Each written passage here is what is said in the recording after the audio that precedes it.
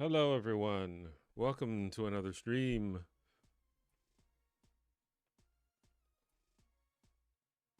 It's a little bit zoomed in right now because I had to replace my lens, but hopefully I can get another lens.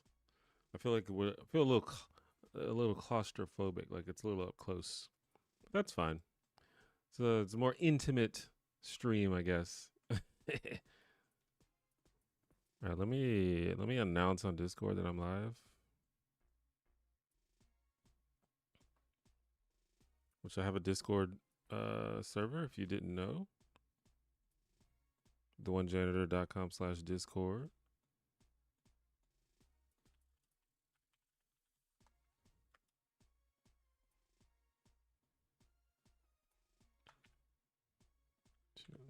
Stream.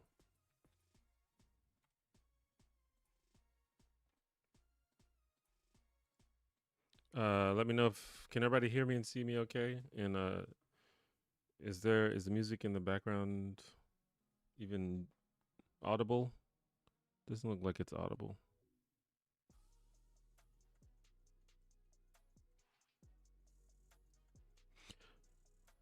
Anyway, what's up, everybody? What's my favorite D&D class?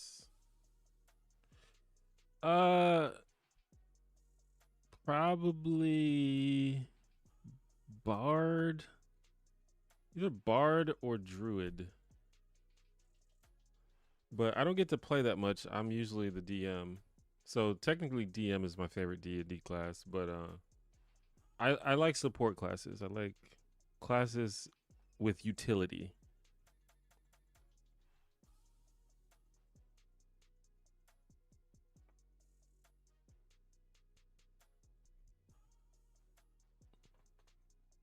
Yeah, the music is quite low. Let me know if the music I want the musical vibe, but I also don't want it to be like too loud that it's distracting.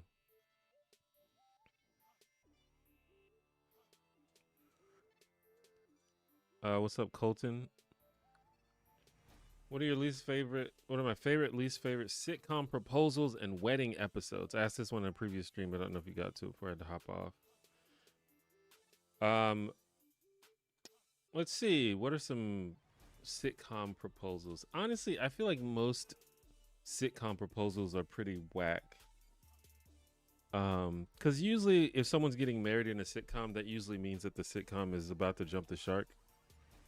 Um, um, so let's see. Topanga proposing to Corey in Boy Meets World was pretty whack. Um, I think Chandler and Monica's proposal in Friends was pretty fine, pretty good.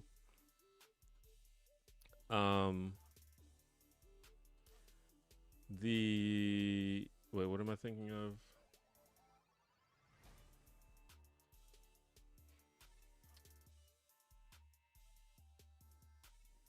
I don't know, I just lost track of my thoughts.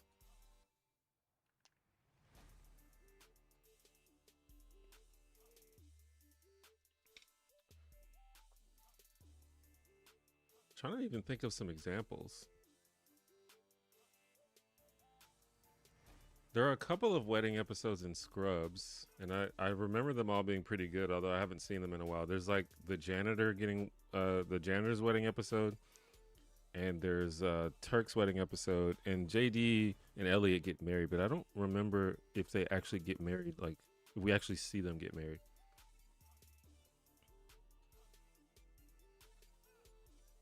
But I remember all the episodes being good.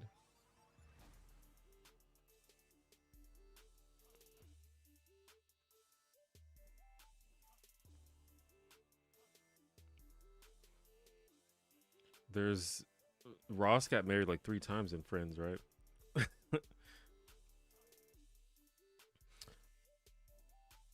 I loved your Elaine Bennis video and the recent Jan Levinson video. Oh, speaking of The Office, there's a bunch of weddings in The Office too in there, or a bunch of proposals, I think. Um, but yeah, thank you for the kind words.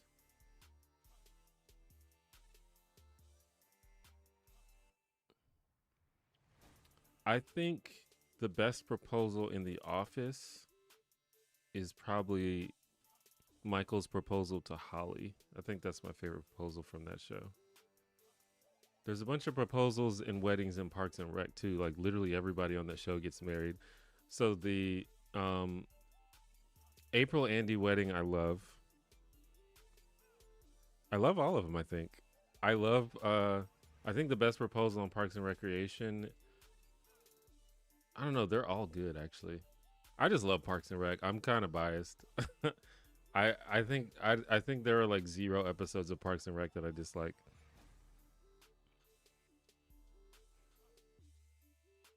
Probably the weakest wedding slash proposal is maybe Donna's. You don't care about it quite as much as the others. I like Warlock because I love giving myself choice paralysis. Yeah, Warlocks are rough, man. You don't you don't you don't have enough spell slots to do anything.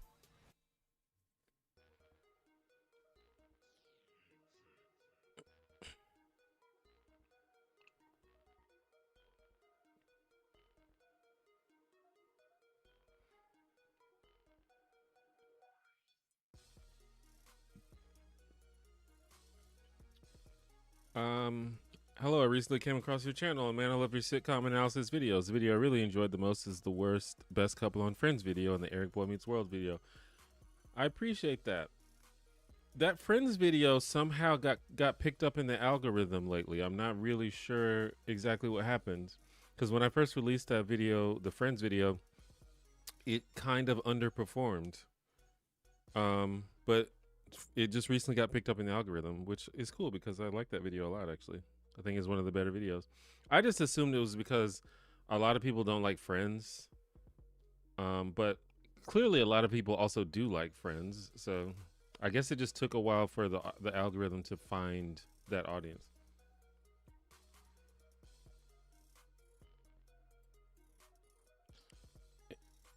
Any thoughts on embracing my beard getting gray? I don't know. Do you dislike how it looks? Like I'm starting to get a little bit of gray in my beard as well, but I think it looks cool. Um, yeah, I don't know. That's kind of a thing that you have to figure out. Like, just a good thing in life is to learn how to either don't worry about things that you can't or won't change, or figure out how to change things to make them how you like. If you don't like your beard getting gray, you can definitely dye it. A lot of people do that, and it's fine. But other than that, if you don't intend to change it, then it just should be. You should. I think it's just good to make a rule for yourself to just not be overly like. Don't lose sleep about things that you aren't going to change or that you can't change. But I think, especially if it's not fully gray, but even like fully gray is fine. But the salt and pepper look to me, that's hot. I'm into it.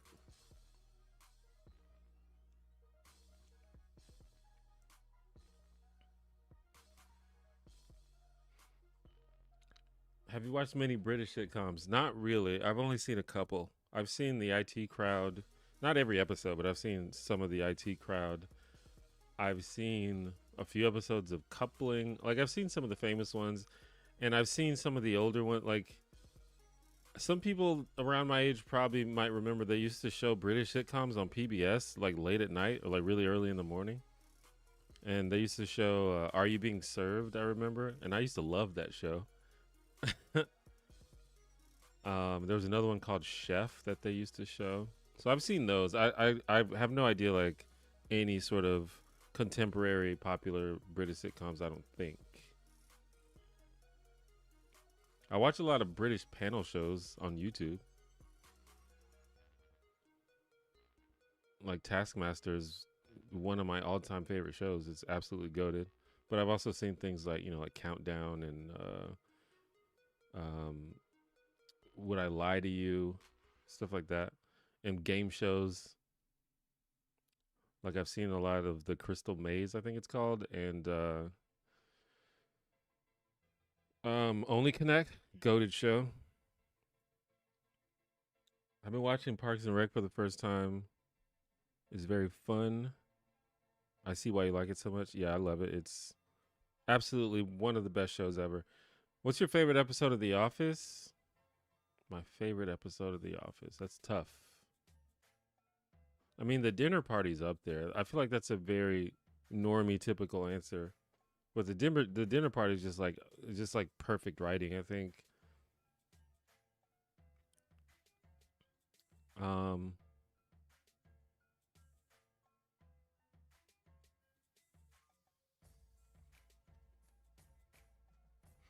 Trying to think of other episodes that I did that stand out to me. Like that's also a really good show that has a lot of really great episodes.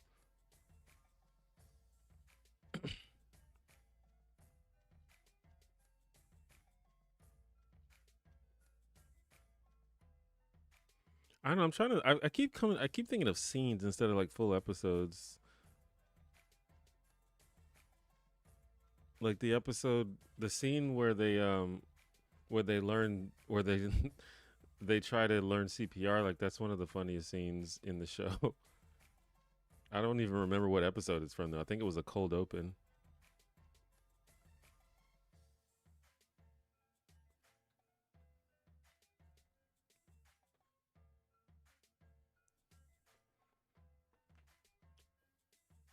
Pleo, roll tide indeed, roll tide. I did a weekly podcast about The Office from 2008 to 2012 called That's What She Said. Was way too obsessed with the show for way too long and have disconnected massively in the last few years. I mean, that's fair. Whatever you got to do. I definitely go in and out of obsessions, but if I just sit down and watch a show that I love, I get sucked right back into it. Like I was like super obsessed with Schitt's Creek for a while, but I at this point I haven't seen it in probably over a year. But I'm sure if I ever watch an episode, I will just get sucked right back in because that's a great show. Maybe related to that horrid AI clip of Friends bringing its existence to Gen Z awareness. I don't think I know what you're talking about. AI clip of Friends. I cannot get into any of the multi-camera laugh track comedies from back in the day. It feels like I should because of how influential many are. Any advice on getting past these barriers? I don't know. I think a lot of people say this. It's hard for me to really wrap my head around because to me, if someone says something that's funny or interesting, or if a character has an interesting storyline, then it's just good. It doesn't matter like what format it's in. But sometimes you just don't like a certain format. That's fine. Like some people don't like musicals. Some people uh s- some people don't like you know stage plays. Some people don't like talk radio. There's just certain formats that may not appeal to you, and I guess that's fine. I don't really relate to that because to me, I'm sort of like I don't really care about the format. I just care about like the content. Like if the story's good, if it's funny, if the characters are interesting, I don't really even care how you deliver that story. Um, and for me, obviously, I'm a little biased because that's what I grew up with. I assume that you're probably younger, um, than me at least, but that's literally what I grew up watching. So I have a nostalgic association with that kind of show. Um, but I love the newer style as well. I love all kinds of stuff. So um, the only thing I can say is just focus on the things that make those shows good are the characters and the stories. So just focus on the stories and the characters and the jokes.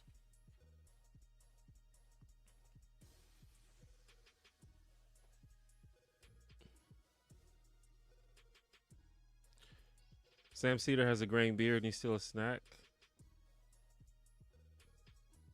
Yeah, he looks. Yeah, he looks perfectly fine to me. I think I would say his graying beard is a big part of like his look. It's like kind of one of the most identifiable things about him at this point. I think that's just kind of what happens when you look. If you that's just how you look. You are handsome. Thank you very much for the compliment. I agree. Taskmaster.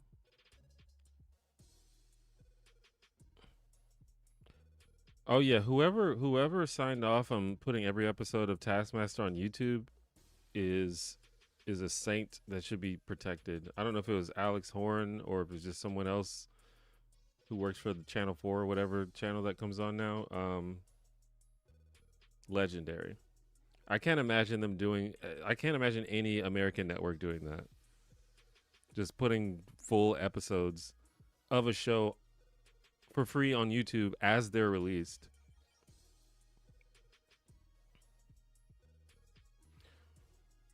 Malcolm in the Middle, one of my favorite shows. Malcolm in the Middle is a very good show.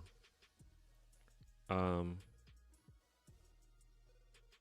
I I need to rewatch it in full again. I've seen it. I don't know if I've seen every single episode of Malcolm in the Middle, but I've been watching that show since I was a kid, so I've probably seen most of them. And I watched a good bit of it recently, but not all of it.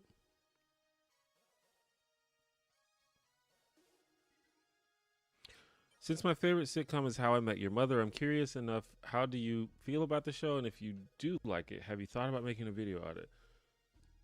So that's one show that I've not seen all of How I Met Your Mother, and that's definitely on my list. And I probably will make a video about it at some point because it's just a popular show that there's probably interesting things to talk about. Um, Based on what I have seen though, I like it okay. I'm interested to see if I will like it as much as the sitcoms that I really really love. But yeah, I still have I've watched like the first season and then just sporadic episodes here and there. I've also seen the finale, which is a bit random, but I just happened to see it.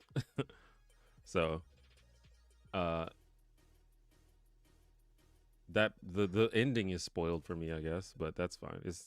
The spoilers don't matter that much for that show, I guess. I suppose there is a pretty big spoiler in the finale, but yeah.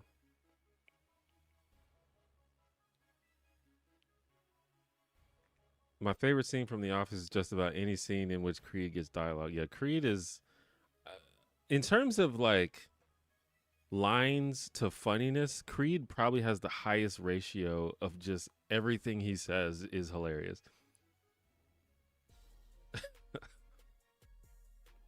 And does. I feel like I'm the only person in the world who does not like The Office. I mean, everything is not for everyone. That's fine, I guess. I think The Office is easily one of the best shows ever made. Top 10 best shows ever, for sure. Or at least best comedy shows ever. I've heard people say AI art should never be respected under any circumstances, and I don't think I can get down with that. Yeah, I mean, it's very rarely appropriate to be that 100% black or white about pretty much anything. So, with from that perspective, then I agree. But I think there's a lot of legitimate criticisms of AI art and the way that people use AI art. But I think there's also a lot of legitimate use cases for AI art.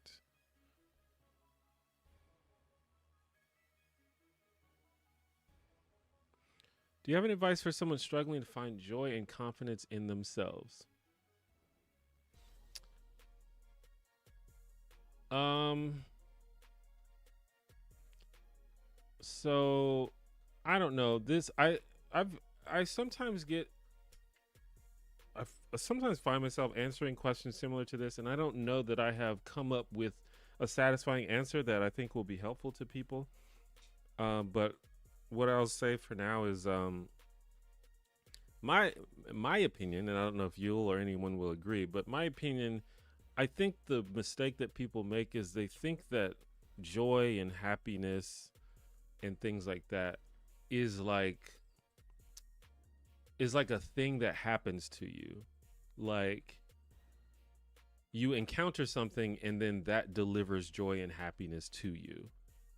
But I don't think that is how it works, at least not in any like long term way. Like, sure, maybe something cool will happen and then you feel a little bit of joy temporarily and then it goes away. But long term, sort of permanent joy and happiness is not a thing that happens to you, it's just a thing that you choose. Um, so I think the problem is a lot of people are waiting for some magical thing to happen that's going to result in them feeling joy and feeling happiness, and I just don't really think it works like that. um I think you literally have to consciously choose joy and happiness. You have to be like, I am going to decide that in spite of the bad things that's going on, in spite of the negativity, I'm going to choose happiness, I'm going to choose joy. And it's not, I don't think it's something you can sort of turn on like a switch overnight, but it's something that you get better at over time. You just have to you have to keep waking up and choosing joy every day. And that's the way I feel about it. Like I said, I don't know if that's particularly helpful, and I'll probably think about better ways to communicate that, but that's kind of what I think about it.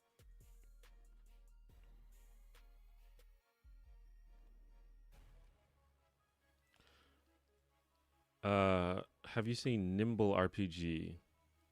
I have not. Is that another TTRPG?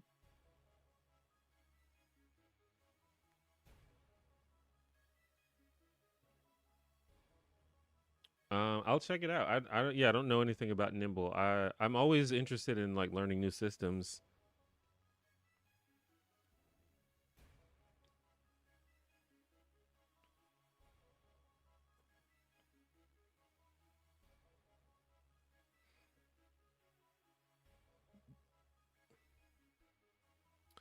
Have you seen Fresh Off the Boat? I have seen Fresh Off the Boat. It is really good. That's another one that I would like to rewatch from beginning to end.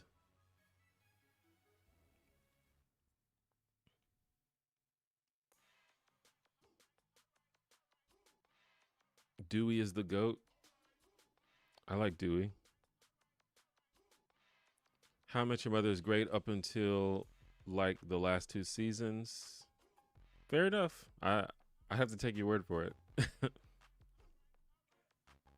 That I mean that's true of a lot of shows where it starts off great and then just kind of peters out. I love Reese and Malcolm. Dewey is all right. I like all the characters. I think Lois is my favorite character though. I talk about this a little bit in my video that I did, but when I was a kid, I hated Lois, but as an adult, I think Lois is the goat.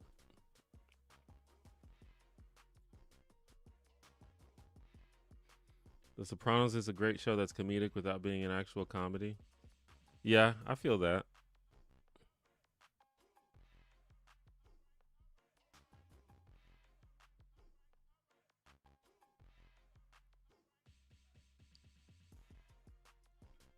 Why am I out of focus? Camera.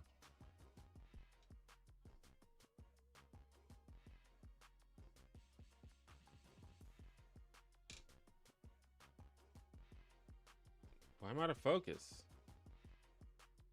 Hello.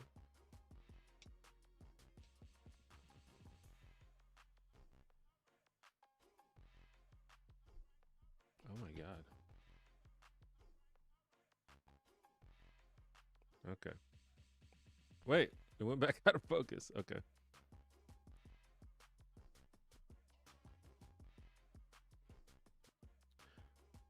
Nimble is a faster 5e like TTRPG that doesn't lose too much, like other light style games do. Been getting some good press lately. Interesting. I will definitely have to check it out.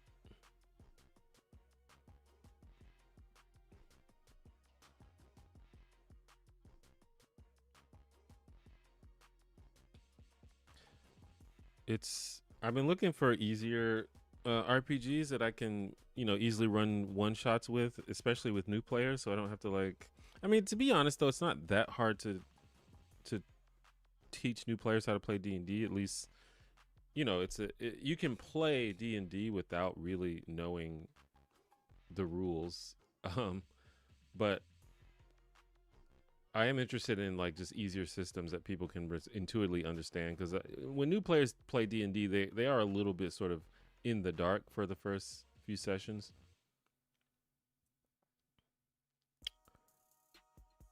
I think you should watch Kim's Convenience. Yeah, a lot of people have recommended that show, especially because I like Schitt's Creek so much, and that's another Canadian show. But yeah, I have not watched Kim's Convenience yet. I've seen clips from it. Looks pretty cool.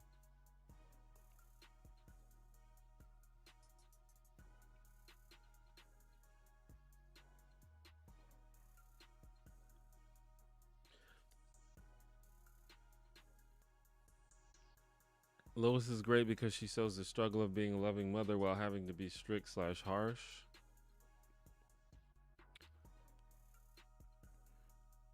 I like the show. I like that the show is comfortable showing how many moms cannot like being moms but still love their kids. Not every mother is completely loving and caring all the time. Yeah, I mean, I think it's a very complex character. And that's one of the things that I like about sitcoms is when they can make a character that is like comedic and funny but still like very layered and complex and like just make you think about just feels like that it could be a real person. Um and I like a character like that because she's definitely not perfect, and you could argue that maybe she is a little too mean, too harsh, too strict sometimes. But you also have to sort of consider her situation. Well, like Malcolm in the Middle, like one of the sort of overarching things that's going on underneath all of the mayhem and hijinks is that you have this like working class family that is like constantly stressed out because they don't have that much money. Like the mom has to work full time at a convenience store, I think she works at. Um and it's a shitty job that she hates, and then she has to go home and deal with her kids. And to be fair, her kids are like terrible, but um you know, there's a level at which your kids end up a certain way because of the way that the environment in which they're raised. I don't know. It's just complex. There's a lot that you can say about it.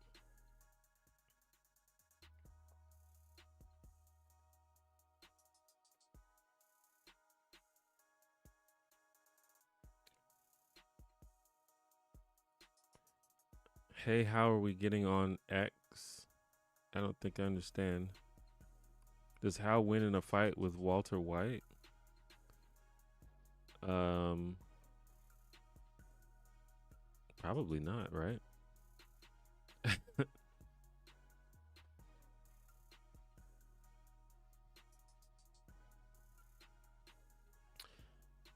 Hearing from last live stream, I see a lot of criticism of Mr. Beast often comes from a leftist worldview. Charity is spectacle, commodification of altruism, deflection from systemic issues. I feel like the reality is, even with people becoming more class conscious, that more lefty criticism of Mr. Beast often feels too moralistic and too detached from everyday life. Yeah, I mean, like it's you can it's fine to criticize people. But a lot of times the criticisms are just boil down to I don't like this guy because he's rich, and to me that's like a cringe, you know, unsophisticated way to criticize someone. But um, but it's also fine to criticize someone or to criticize an idea. Like if you don't like the idea of charity as spectacle, that's cool. But then when you extrapolate that to equals this is a bad person, that's when you're kind of being weird.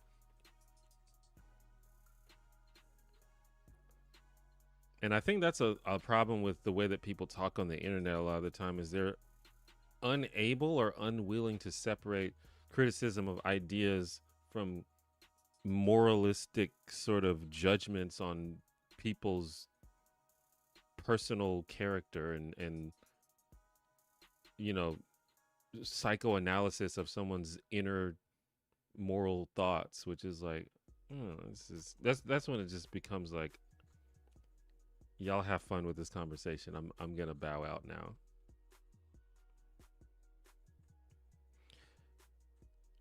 Do you think that we'll eventually hit a point where no new sitcoms exist? I grew up in the 80s with all the classic shows from the 50s and to 70s being played in reruns after school and on Nick at Night. Where no new sitcoms exist? I no, I doubt that's gonna. I think as long as people watch television or narrative video, I think there will always be comedy, which means there will always be sitcoms. They'll probably look different than the shows that we grew up watching, but I think there will always be comedy media.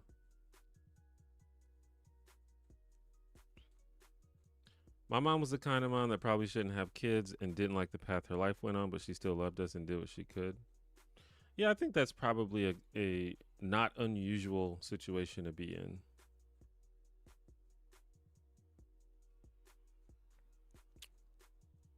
Why are we talking about Mr. Beast? Um, this person was carrying on a conversation that happened last stream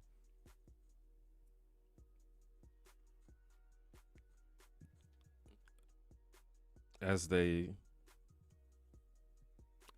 said in their comment.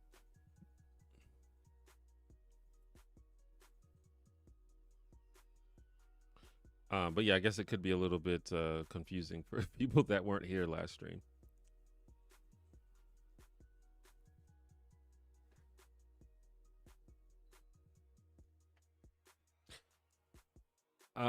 Feels like most streaming service shun comedies, and with 6 to 8 episode seasons, we'll never have what we had before. Oh, I see. Well, yeah, there probably won't be as much. I think there's just less content in general. Like in the heyday of network TV and cable, there was like so much stuff on TV. People seem to want to binge long shows, but there are very few new shows being made like this anymore. Yeah, I think the business model has changed, but I don't think that means we're just not going to have anything to watch. Um, and honestly, I think shows don't need to be that long. I think shows were too long in the past. Like you don't need to have 9 seasons of 25 episodes of a show, um, of a narrative show, because a story has to end at some point. If it's a non-narrative show, then sure, whatever. But I think stories should have a beginning, a middle, and an end. They shouldn't go on forever, and they shouldn't go on for hundreds and hundreds of episodes. So, in some ways, I think what we do now is an improvement. Now I understand that sometimes you just love a show and you don't want it to go off the air. You just love watching it every week. That's cool. Um, but yeah, I don't really mind that shows aren't long anymore.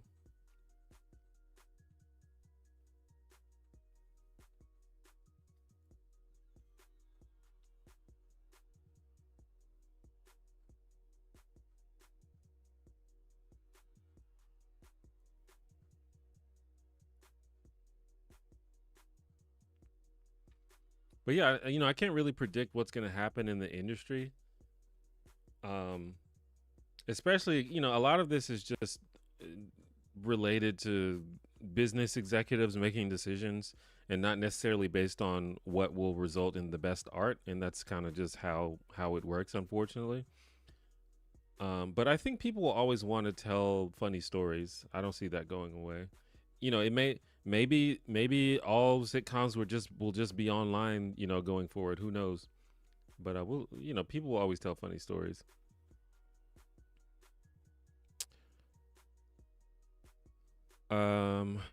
Do you randomly quote favorite lines from shows? For example, my daughter and I randomly say, "A dingo ate my baby." Um, I definitely do. I did it more in the past, but every now and then, I'm trying to think of some of the ones. By the way, I love that your daughter and you both appreciate Seinfeld. I love the generational sharing of content.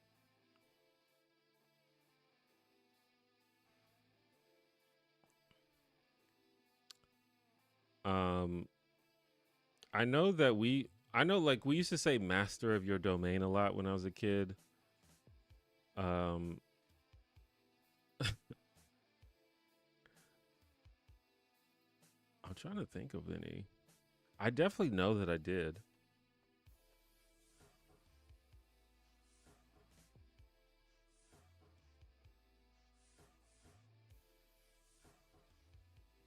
I'm just like think right. What's coming to my head are lines that are memorable and funny, but not necessarily that I used to say a lot.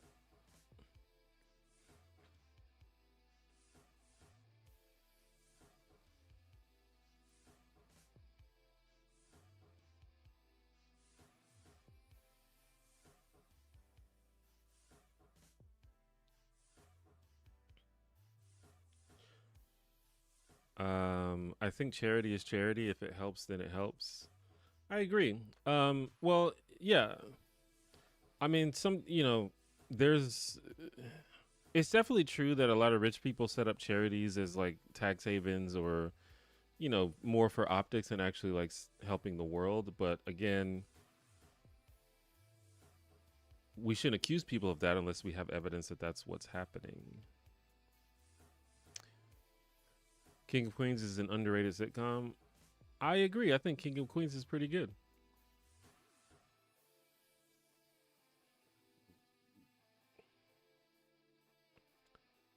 Funny little hypothetical. Do you think that diet soda even exists in a utopian afterlife?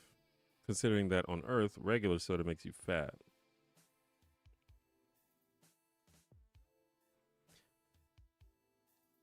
I mean, is this with the implication that regular soda doesn't exist in heaven? I feel like the typical idea of heaven is that nothing bad happens, right? So you can't get sick. Everyone is beautiful. Everyone is like the most ideal version of themselves, and it doesn't matter what you eat or drink, right?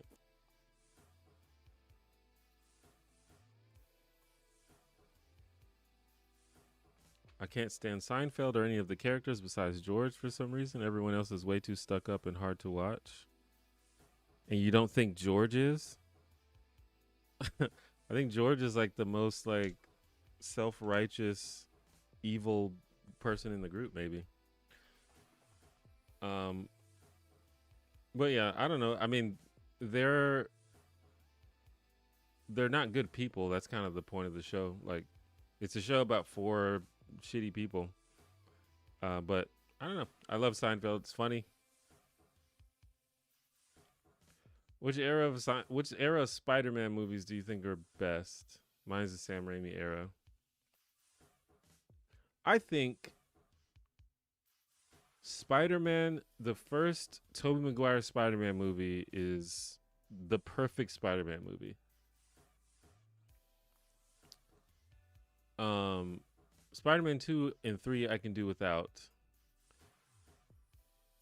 Um, and then the Tom Holland Spider-Man movies are all solid. Um, the Andrew Garfield Spider-Man movies are like whatever to me. I think they're mediocre to okay. So it's like the first Sam Raimi Spider-Man, and then the MCU.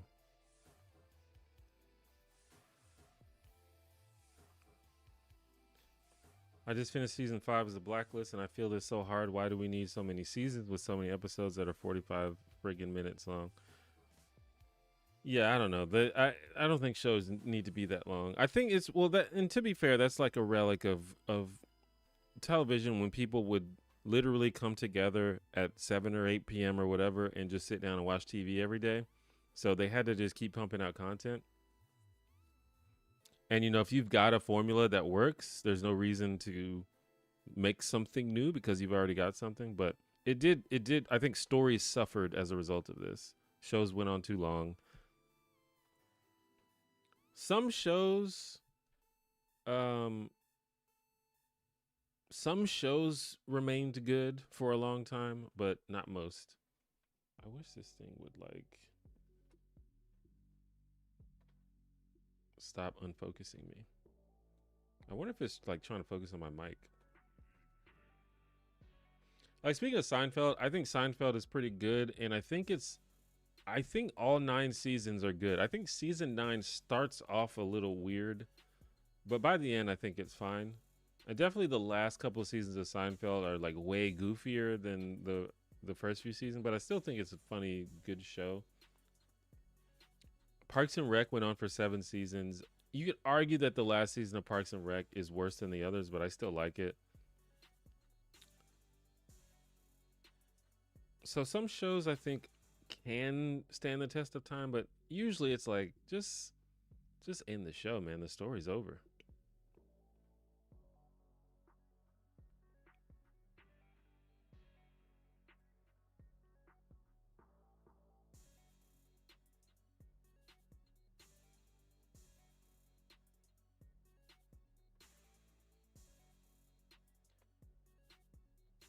I would think that heaven wouldn't contain any kind of indulgent snack or drink like soda because people don't need it anymore.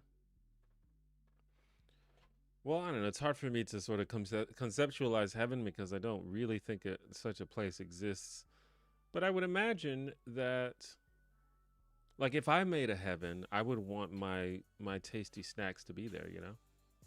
I would want my gummy bears and my cream soda and my ice cream, my chicken fingers.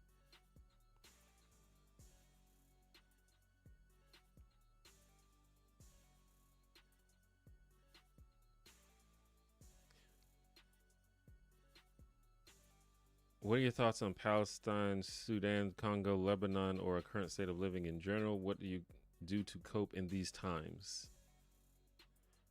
Um, I don't really think of myself as smart enough to comment on like foreign conflicts and things of that nature. And I think you should be suspicious of anyone who claims to be smart enough. But as for how do I cope, again, like I was saying before, I don't know if you were here, but there are moments where you just have to choose joy and you have to choose peace, um, in spite of the chaos of the world. I think that's the only way that you can really have joy and peace is you have to choose it, and that's what I do. Also, sometimes you just have to like change your environment. Um, like for example, I stopped using Twitter because every time I got on Twitter, I got I got mad. I would get mad and upset, so I just stopped using Twitter, and it significantly improved my mood and just my overall happiness. Or sometimes, sometimes not just one platform; it's just the internet in general, it's just social media in general. So sometimes you have to turn off the device and just go outside and go have a picnic and like go look at a sunset or go to the beach, go visit your grandparents. Sometimes you just have to get off the internet and just remind yourself that um, not every section of the world is filled with chaos. Me and my boyfriend quote, "The future is now, old man." Well, I thought of one that I haven't said in a while, but we used to say hello, like Uncle Leo. Hello.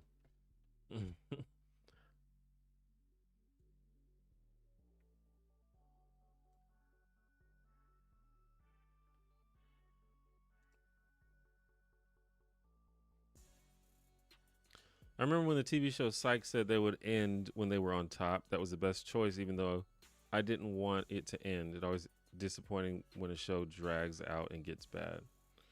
Yeah, that's the worst when a show actually gets bad. I think, and I think one of the biggest examples of that for me, because even shows like Parks and Rec, for example, the seventh season is the worst season, but it's still, still fine. But it's a clear sort of decline in quality, but it's not such a decline that I hate it. But sometimes shows do get like actually bad. And what comes to mind for me is that 70s show. Like that show was really good. And then like the last season is terrible. It's like what happened?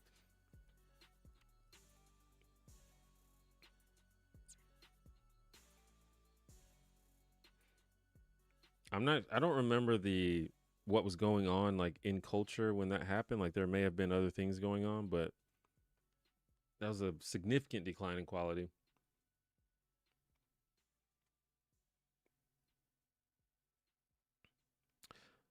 George is the only one that makes me laugh. Oh, that's fair. I definitely think I probably agree with that. I think George is probably the funniest.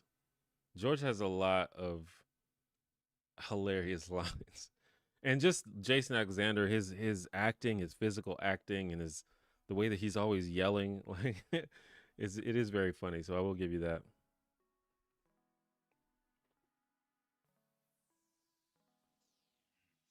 Psych is a pretty good show, by the way. That's on my list to finish. I've only seen a handful of episodes. I have a friend that loves Psych. Like that's their favorite show, which I don't think I've ever met another person who loves Psych as much as this friend in question.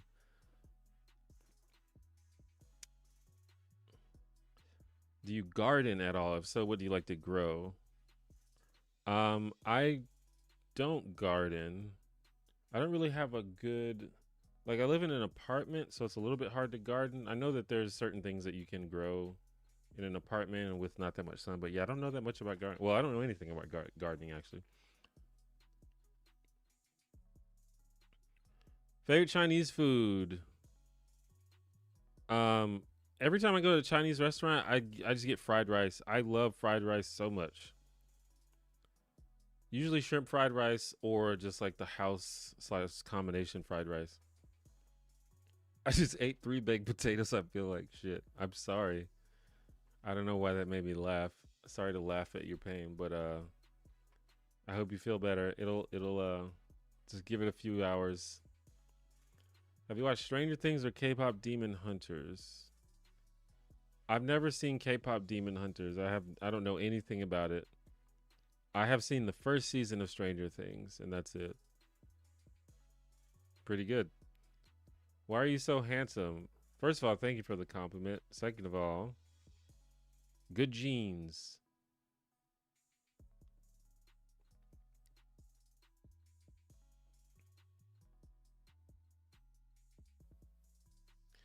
There's a wealth of academic studies that have shown conclusive proof that social media usage correlates with worsened mental health, so I'm glad you kicked that habit. Well, I won't say that I've kicked the social media habit. I'm definitely on social media a lot, but I definitely change. I've sort of changed how I engage with social media for sure. Certain sites I just don't go to anymore, like Twitter. Um, I tend not to engage negativity quite as much. Like, like 10 years ago, I will literally spend my entire morning arguing with someone on social media. Like, it got really bad. But now, a lot of times on social media, when you're talking to someone, it's pretty clear whether they are interested in having like a good faith conversation. And most of the time, they're not. So, it just there's just a matter of um sorry, I was cleaning my desk a little bit. There's like pencil shavings and crumbs right here. Um, but yeah, when if it's very clear that someone's not interested in having a good faith discussion, I just back out. And I didn't used to do that. It's really easy, like being able to like control your emotions and not engage with stuff that you know that's going to make you mad or ruin your day. Like it's a skill that you have to develop, I think, if you're going to be on the internet.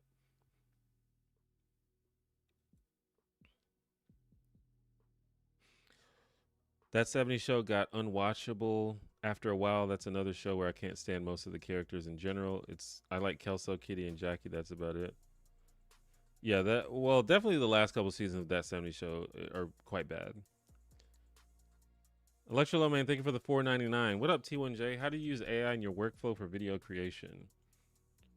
Um, I don't use it that much. Because what I've found about AI is it's pretty bad at being creative. I think people who use AI for creative purposes are just doing it wrong. And I hate that I keep going out of focus. What is happening? I can't tell. Maybe it's like trying to focus on my mic when it comes into frame.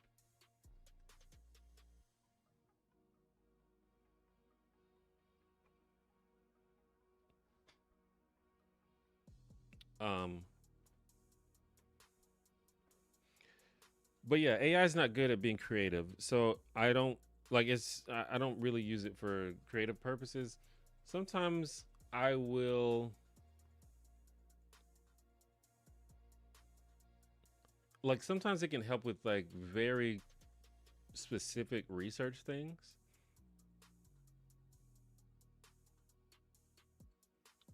Like for example,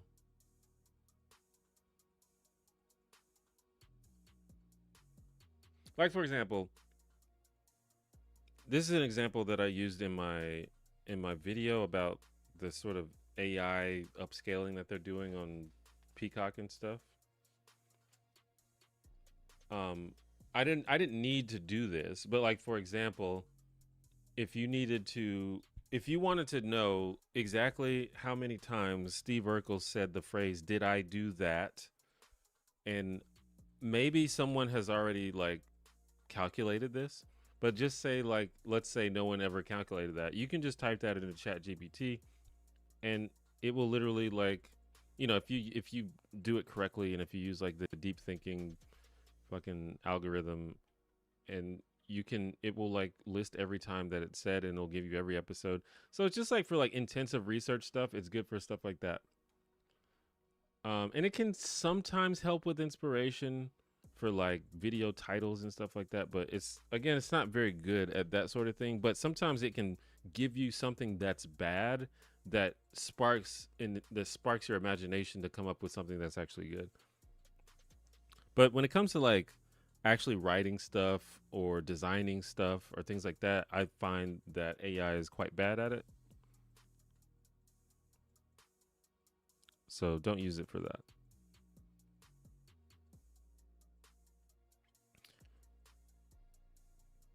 What happened to the last season of that 70s show is Topher Grace decided to leave to play the worst character in Spider-Man 3.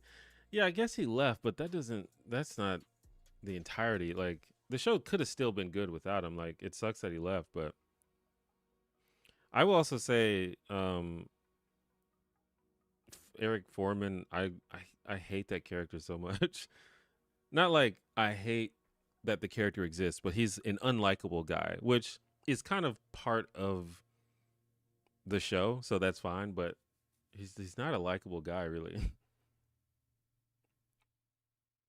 Of the sitcoms you consider to be close to perfection, what is one episode that you cannot stand when rewatching the whole series? Close to perfection. Um so when I think of close to perfection, only a few shows come to mind and like for example Parks and Rec, I like every episode of Parks and Rec, I think. Schitt's Creek, I'm pretty sure I like every episode. Um Seinfeld, for example, I like 99% of episodes of Seinfeld. One episode of Seinfeld that I hate is I can't remember what it's called, but it's the one where they keep saying hello. That episode's so annoying. Um, because they just literally just kept saying it throughout the episode. I don't know if I would say Boy Meets World is close to perfection. Like there are a lot of mediocre episodes of Boy Meets World, but that's definitely one of my all-time favorite shows. And probably my least favorite episode of Boy Meets World is the episode where Corey thinks that he's turning into a werewolf. It's such a weird episode. I think it was supposed to be a Halloween episode, but it's so weird and bad.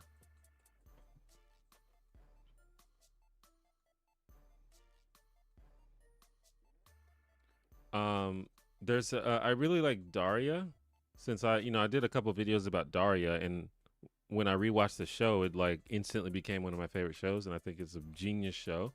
But there are a couple of bad episodes of Daria.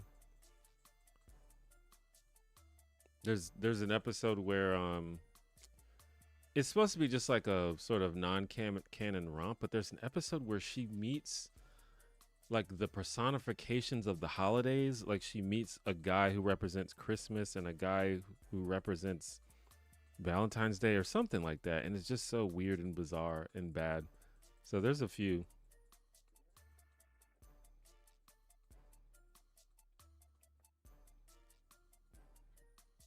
My cat is named Burton Guster. Gus got short. Have you heard of Dispatch? It's the sitcom of video games. No, I've not heard of this.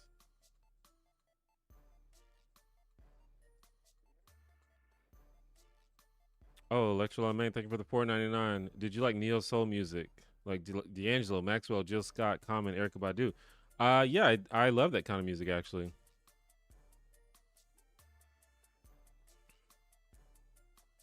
All those people you mentioned: D'Angelo, Maxwell, Jill Scott, Common, Erica Badu. Um, I don't know if y'all remember India Ari. She was big for a small moment, but I probably still have her CD somewhere. It's really good. It's one of my favorites.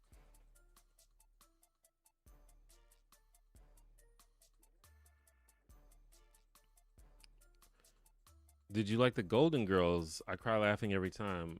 Absolutely. I think Golden Girls is one of the best sitcoms ever, probably. I need to like sit down and well, there's so many sitcoms that I need to watch, but there's a lot of shows like I want to like do a tier list of all the sitcoms, but I think there's just too many. But I think Golden Girls is probably an S tier sitcom. There's a few sitcoms I think are like S tier. Parks and Rec is S tier. The Office is S tier. Uh, Golden Girls is S tier. Roseanne is S tier. Um, Cheers S tier. And then there's some that are really good but probably not S tier, like A tier. Seinfeld's probably A tier. Um, uh, Schitt's Creek. Schitt's Creek might be S tier.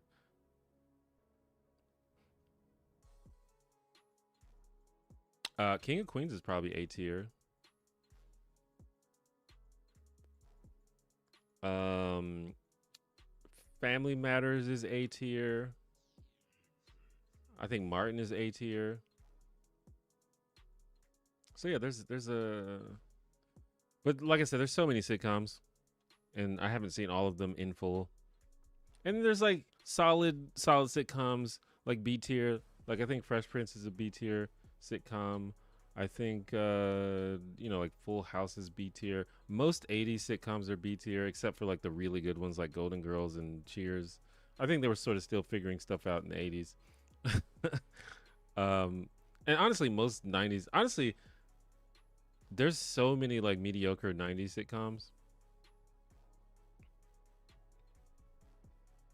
So honestly, the '80s is probably might be a better decade for sitcoms than the '90s because the '90s was like so oversaturated. On gardening, there's a wait.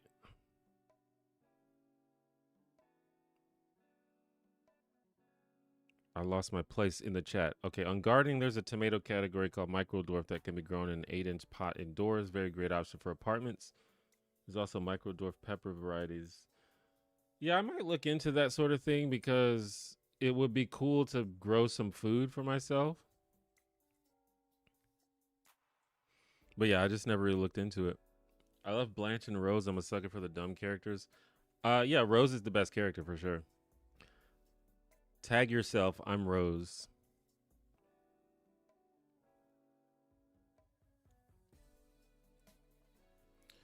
Have you seen season 4 of The Witcher yet? And if so, what did you think of it? Nope, I've never seen The Witcher at all.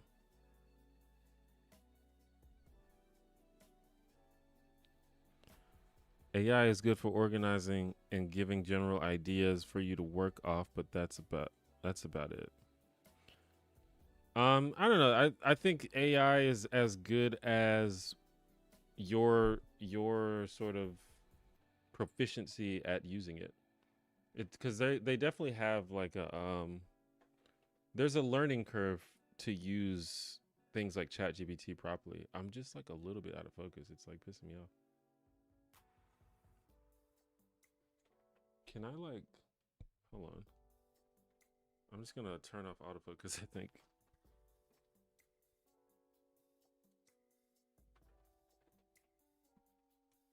And then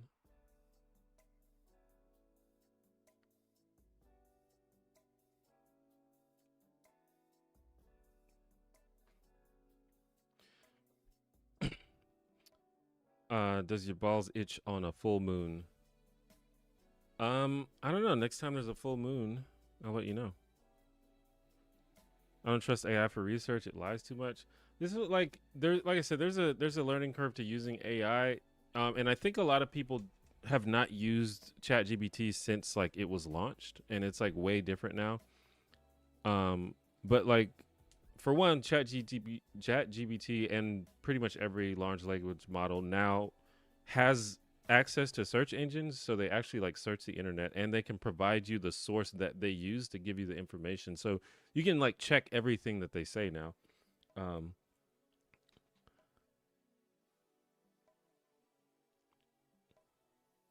so I you definitely like if ChatGPT tells you something, you definitely shouldn't just like believe it at face value.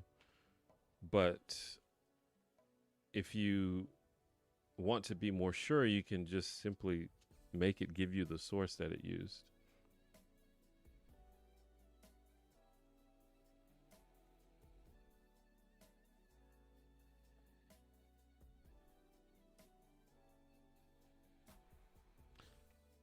Um, could I convince you to listen to my rap? Not now. You can email it to me or something.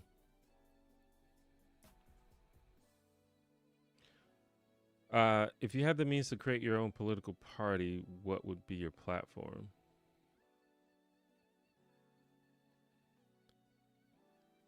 What would be my platform? I don't know. I mean, it's hard to think about because most of the stuff that would make the world better we could easily do. So it doesn't. It sounds weird to even talk about it, but um, I think the main platform would just be the elimination of poverty. There's no reason for poverty to exist. Um, so that would probably be the main thing.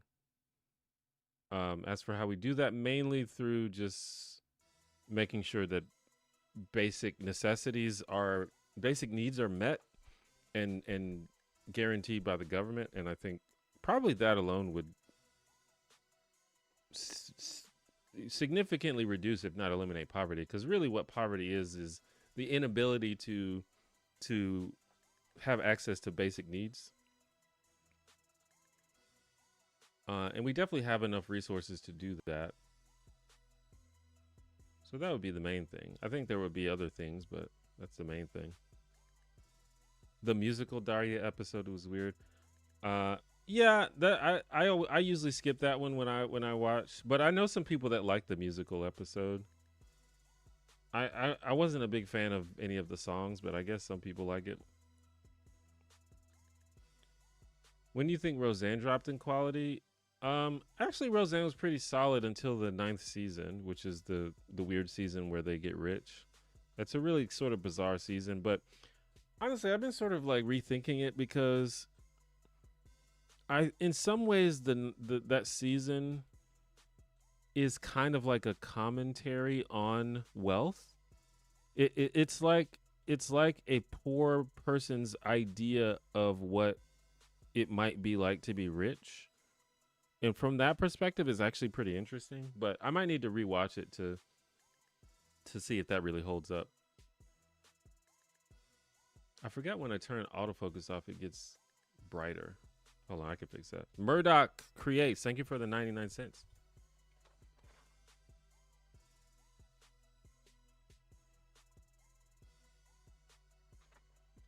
Yeah.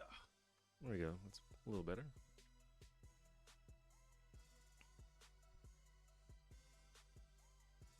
But yeah, what do you think about the Black American? What do you think about Black Americans and Christianity? Around 73% identify as Christian, even though the ancestors weren't Christian. What do I think about it? I think it makes sense. I mean, I'm pretty sure the fact that Black people are so heavily Christian is because, or at least Black Americans, is because of slavery. For one, I think Christianity was instilled to them by the slave owners, but also I think that they used Christianity as sort of what helped them live through the horrors of slavery was their faith, and so I think that that is a big reason why Black people are so much more likely to be um, religious or Christian. Um, I'm not a fan of religion, particularly Christianity, so I guess it would be better if that wasn't the case. But overall, I don't necessarily care what other people's religion is, as long as they're not an asshole, as long as they're not trying to ruin other people's lives.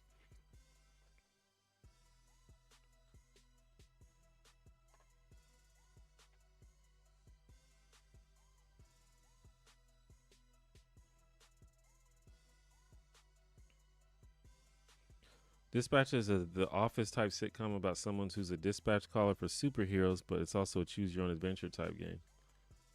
That is interesting. Maybe I can play that on stream. Or is that just a is that a game or a show? It's a game. Okay. It's both a game and a show.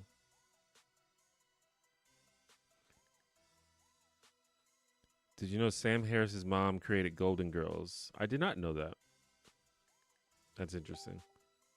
Community is S tier for me. Man, the first two seasons of Community are definitely S tier. I don't know if the whole show is S tier though. It's close. That's a close one. Also, sorry for the Facebook sounds. I don't know if that was loud enough to hear, but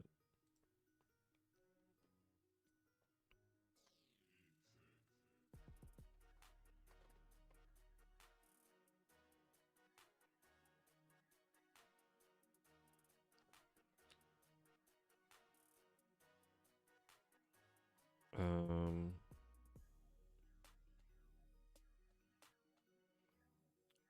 Schitt's Creek Def S tier. Yeah. It probably is. As an atheist, do you think the world would be better if the Abrahamic religions never spread beyond the Middle East? I don't necessarily like I don't think the geography of it matters. I mean, the fact that the Abrahamic religions are in the Middle East is still a problem. I mean, there are a lot of conflicts based around Abrahamic religions. So I don't think that the geography is what the problem is.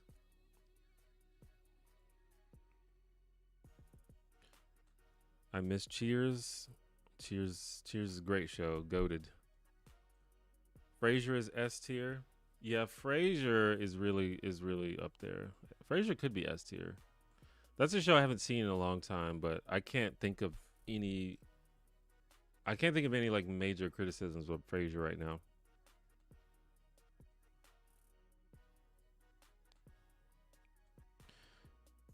Can we agree that New Girl is one of the best sitcoms that followed that 90s 2000s style?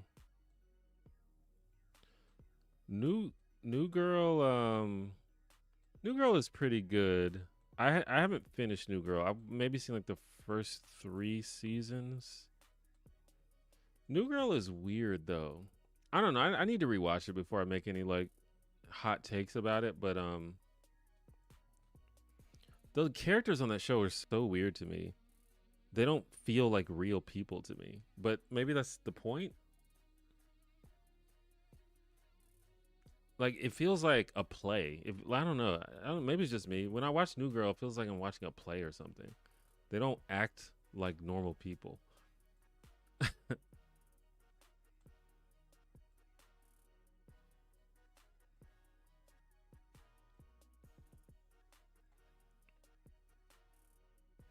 But you know, they're likable enough, I guess.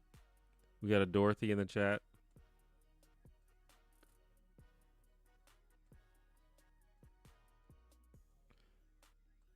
Why do you think sitcoms have changed so much since the 70s and 80s? Feels like we lost so much substance. I don't know if we've lost substance. We've lost like quantity. But I think honestly, sitcoms change because someone tries something different and it becomes very popular and then everyone copies it. I think that's literally mostly what's going on. Electra Main, thank you for the 9.99. I'm out T1J, have a good night. What do you think of Zoran's win? Do you think he can get any of his agenda done? Where are the progressive areas of Bama? I think it's probably good that Zoran won. Can he get any of his agenda done? I don't know. We'll see. He's going to encounter so much opposition, and people are going to talk shit about him constantly. And it's, you know, it could end up being like another Obama situation where Obama was so heavily opposed and obstructed that his legacy is not what it could have been if he was working with people that actually like gave a shit about the country. Um so it could be that. I don't know like exactly what trials he's going to face as the mayor of New York, but it's going to be difficult. Um but I do think that if he does get to do the things that he wants to do, that they will probably be better than not doing them.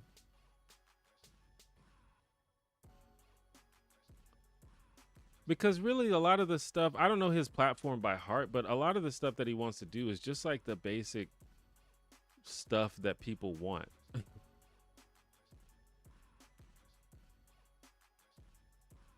It's just sort of like basic equity and you know, economic equity and it, like a lot of people are like crying socialism, but it's not even really that. It's just like, let's just try to do stuff that benefits people, that benefits regular people instead of like just rich people and just corporations. It's hard to talk about politics, but because to me a lot of it is like pretty common sense, and the only time that people argue is when um like people argue these talking points that are like not based in reality. So it's like I don't even like talking about it a lot of the time because people like believe such nonsense. Like I'm not a socialist personally, but the way that conservatives and Republicans demonize socialism and make people think that socialism is going to, you know, have you in a Russian gulag, or that like, you know, the government's going to take everything you own. Like it's such nonsense. And it's like it's not even like I'm at a point where I don't even like talking about it because it's so cringe and so stupid. I that's one of the reasons why I'm happy that I don't do politics for a living anymore, It's because you're kind of forced to talk about this stupid stuff, this stupid sort of obvious nonsense, but you're forced to talk about it because that's what everyone else is talking about. That's like the topic of the day.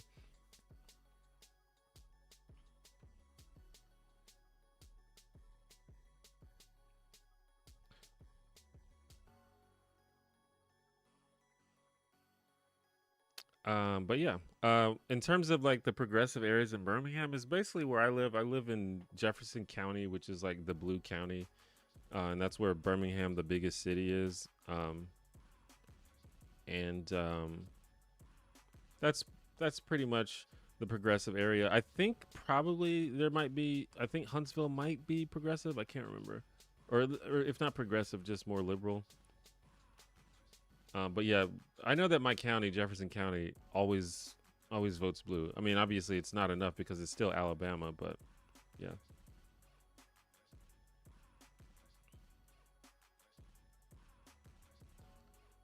But yeah, in terms of sitcoms changing, like I was saying before, I think people try something different and then everyone copies it. Like I think Malcolm in the Middle was one of the first like major sitcoms to remove the laugh track and to use single camera to use the single camera, and that was very popular. And then just almost immediately after that, you started seeing more and more shows start doing that.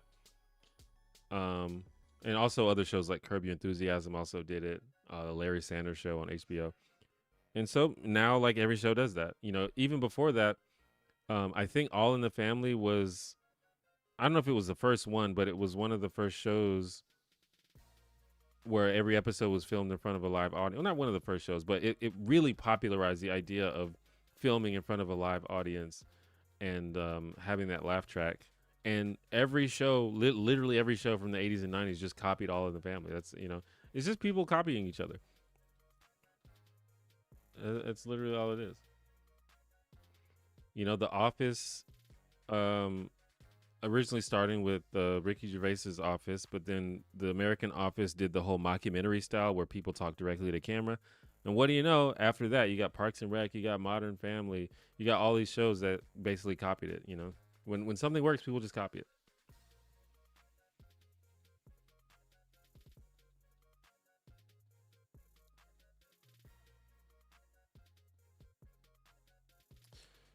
Um,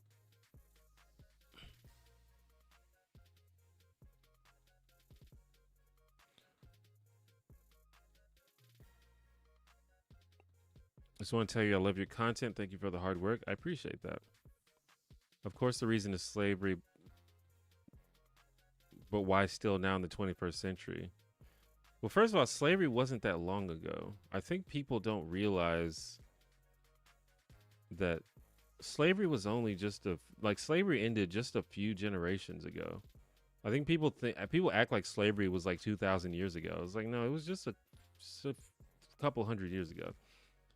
Um, and it takes time for for entire sort of cultures to change.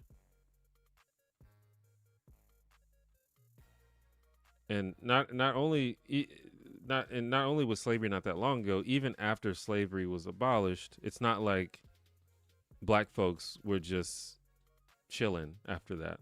So I think they still had reasons um to hold on to their faith.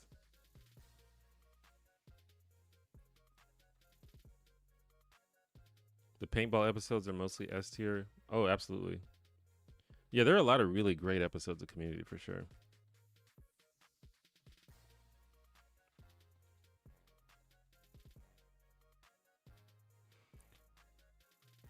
People putting Christianity above their blackness. I don't really know about that. You have to give me an example of someone doing that.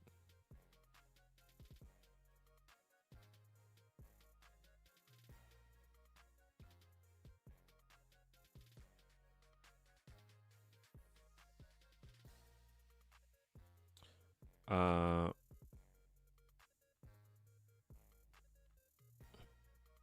did OJ do it? Probably.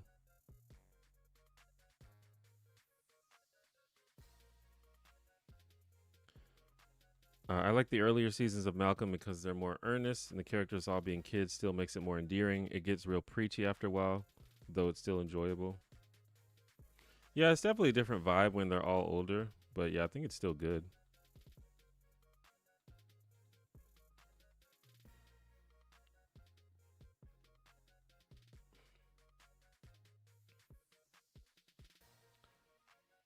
Um, my partner and I loved your Roseanne AI remaster video. We noticed it a couple months ago and since switched to his DVD box set. Do you see people switching to physical media more in the future?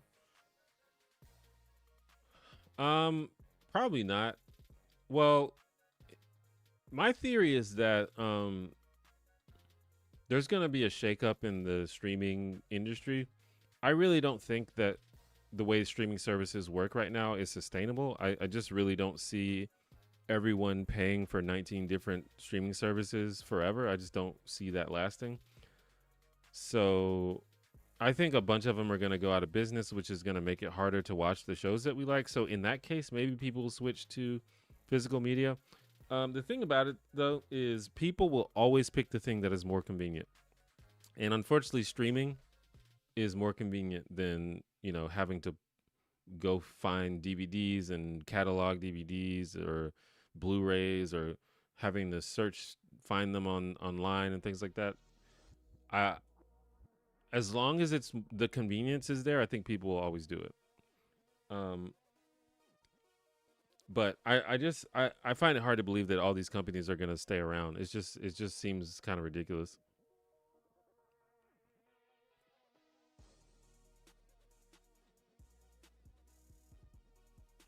Hey T1G, I'm the guy who got the C major harmonica years ago. You mean the that you bought me the harmonica, or are you talking about you bought yourself a harmonica?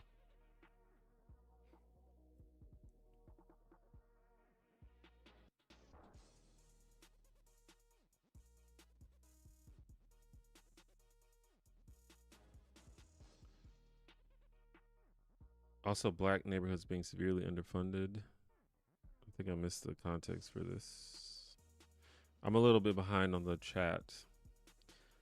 What sitcom character do you think would be the most difficult to recast in a remake just to draw the net a little, let's say sitcom since 1990?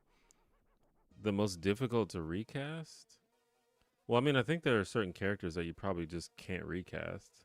Like for example, Steve Urkel, like you're never gonna recapture that character. Like no other actor is gonna recapture Steve Urkel. And there's probably a lot of characters like that. Like I don't you couldn't remake Friends, I don't think. All of those characters are so intertwined with the actors that played them, like you just couldn't do it, I don't think.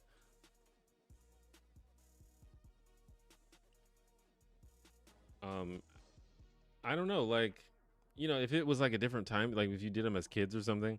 But yeah, I don't the thing about sitcoms are usually all about the characters and it would be really hard to recast.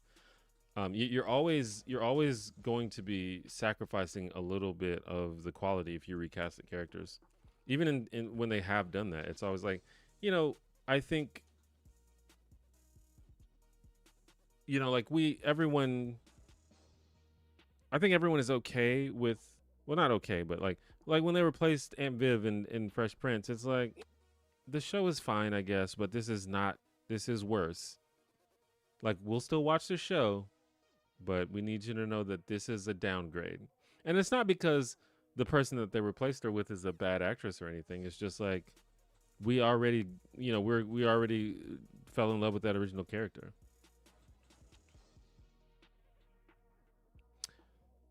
Do you like Gorillas? Have you listened to any of the news tracks?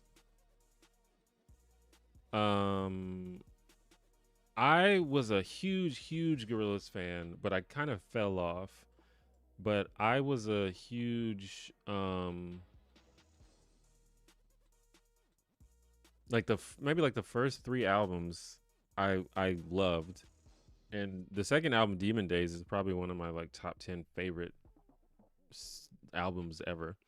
But I pretty much fell off Gorillas. I don't know what they've been up to lately. I want to get back into it though because I really did like their earlier stuff.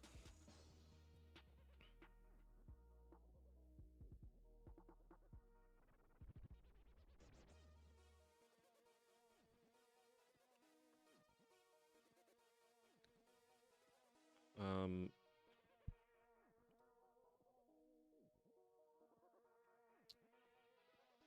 Wanted to ask about the Amanda Knox series. How factual? I don't know. I didn't see it.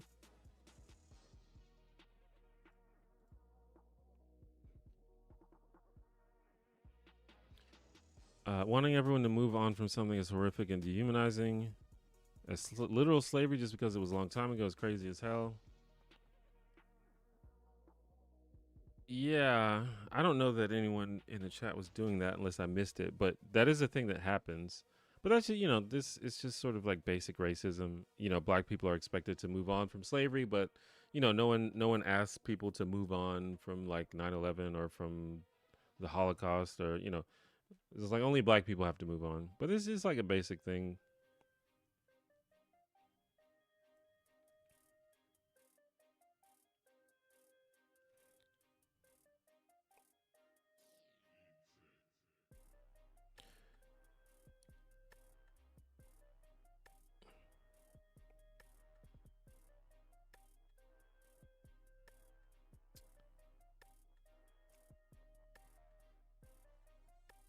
Latin Americans are Catholic because of Cortez and imperialistic Spanish. It's now part of our culture. It's not above being Central American.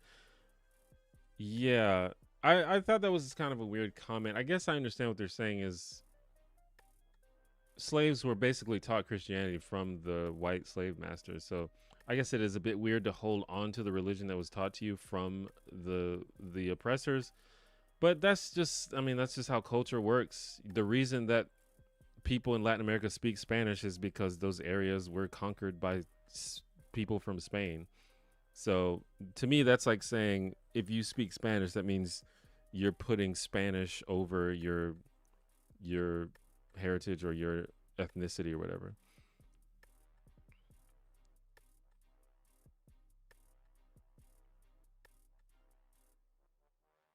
Will Disney just buy everything out and put it on Disney Plus? Who knows at this point?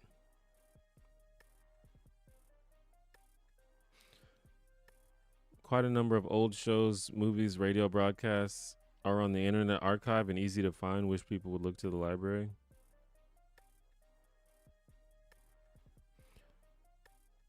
I mean, I don't know exactly what is available there, but I it depends on what people want to watch. Like, you can't watch Seinfeld on the Internet Archive, can you? Like, maybe you can watch like an old show from the '60s or something. But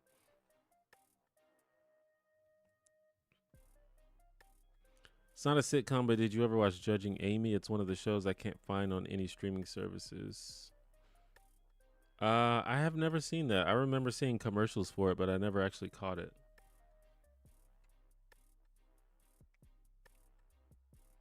Yeah, from your Amazon wish list. Oh yeah, cool. I appreciate that. Yeah, I still play around with it every now and then. I was trying to see. It might be on my desk. I don't see it though. I think it's in the other room. But yeah, that was cool. Because I don't think I was expecting it. I think it just showed up one day, and I was like, "Holy shit! Someone bought this harmonica." So yeah, that was cool.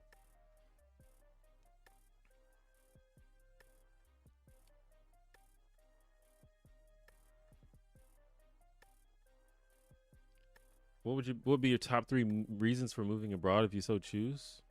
Top three? There's more than three. I if I was in a if I had the resources and I was in the position to do it, I would probably would move. I probably would have already moved. America is the United States of America is just like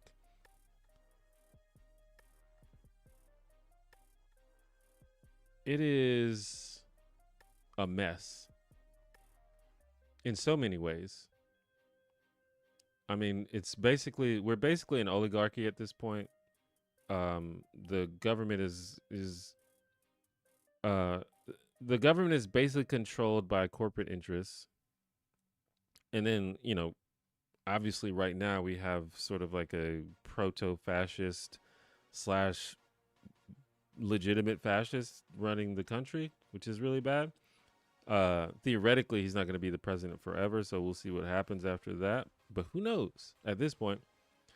Um, um, and then we just, we just have a country that's filled with lawmakers and officials that really just have just like no intention on making the world like a better or safer or happier or more equitable place. Like there's just been absolutely no attempt at making things better for people.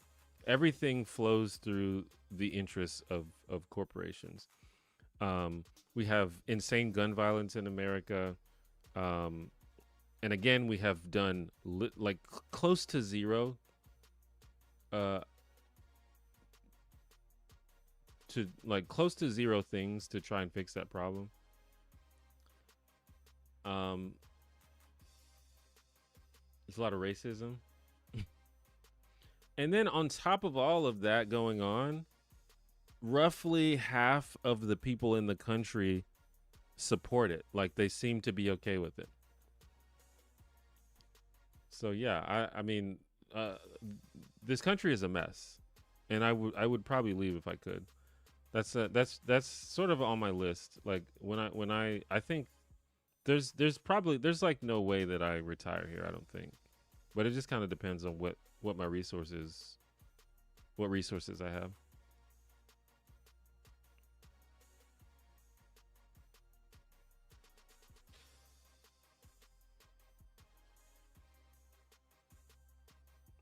Streaming is more and more inconvenient to me. In Ireland, I often find a show is either unavailable or it's extremely difficult to find where it's streaming if it isn't new or something like Friends. Interesting.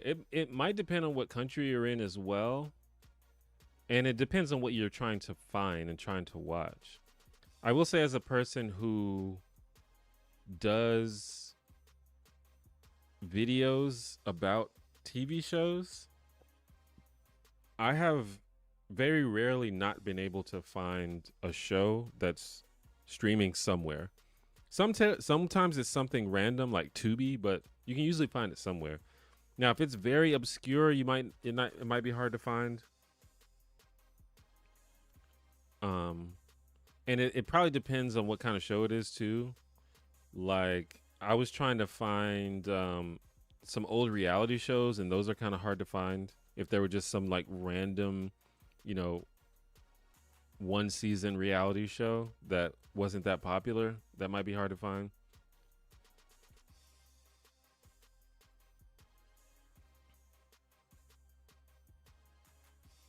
There wasn't a way to watch King of the Hill legally until this year when the revival season happened. Is that right? I didn't know that. I didn't try to. I would have expected there to be.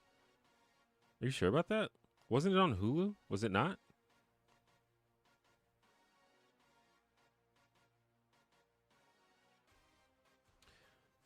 Have you done a Martin rewatch? Um, Not in full, but I did watch a few episodes of Martin quite recently, and it's a great show. I love it. Um, it's hilarious. I think that's like one of the funniest shows ever made.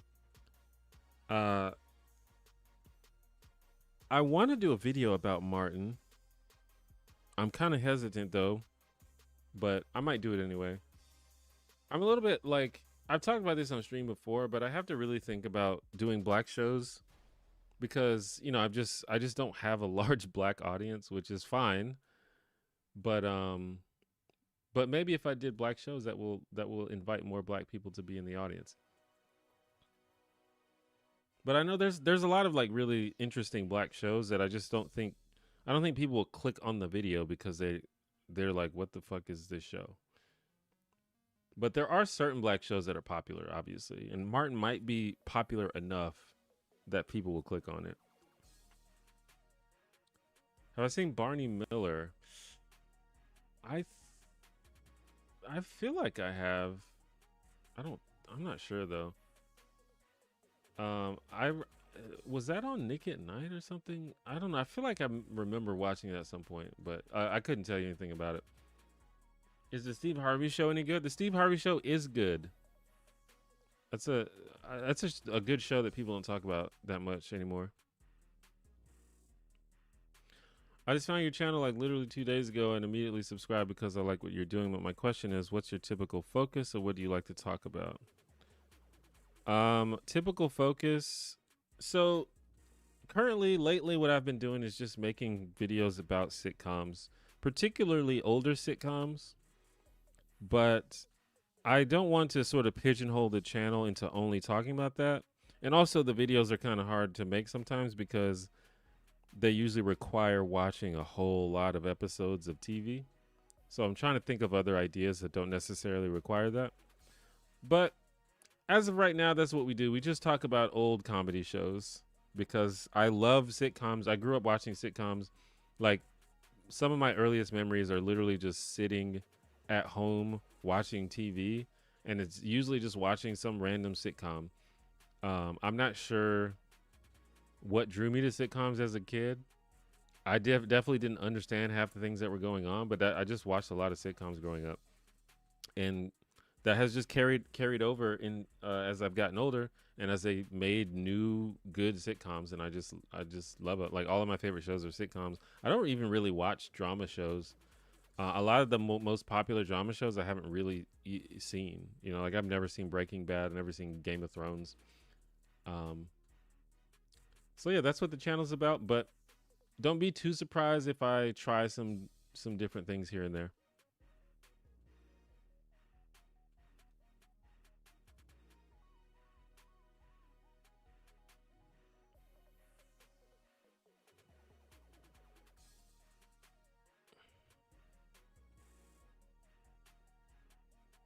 The USA is a mess, but all the people I love are American. And to be honest, I'm of no other culture. Like, I'm never gonna not want ice in my drink.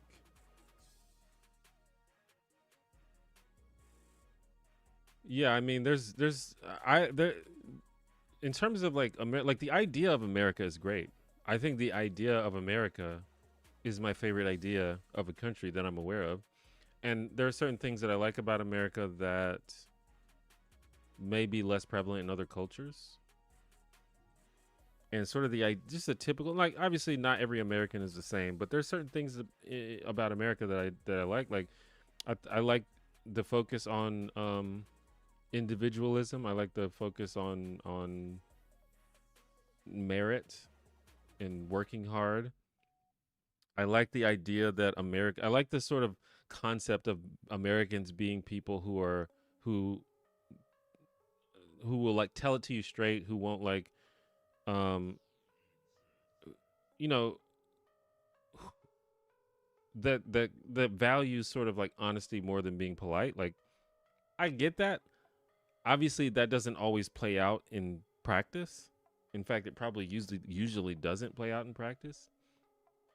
Um, but there's one thing about like identifying with a culture, but then there's another thing about like literally the quality of your life being poor because your government can't get it shit together. Especially as a black person, like, being a black person in America is just like, every day.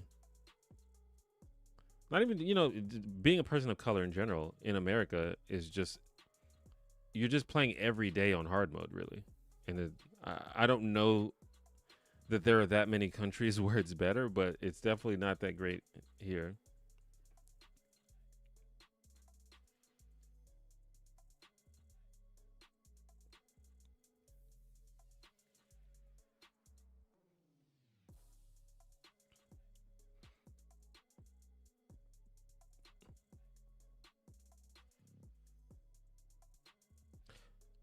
Thoughts on In Living Color? Another great show. Another show I would like to do a video about. But also another black show that maybe a lot of white people didn't grow up watching like I did.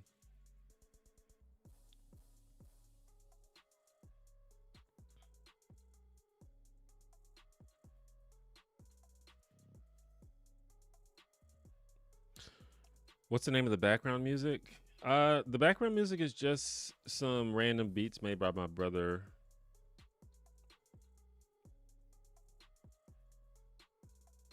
I haven't seen too many of your videos yet, but I think I've gathered you like Friends. I do like Friends. Where does this hit on your overall scale of favorite sitcoms? I think Friends is pretty good. I think Friends is maybe like low A tier, high B tier sitcom. I think it's solid. I think it's funny. But when you compare it to like the best shows ever, I don't think it quite holds up. Um, like Roseanne or Parks and Recreation or Golden Girls or Cheers. It's not as good as those shows, but it's a perfectly good show in my opinion. Um, oh, that said thoughts on In Living Color. I thought it said Living Single. My bad. In Living Color is great.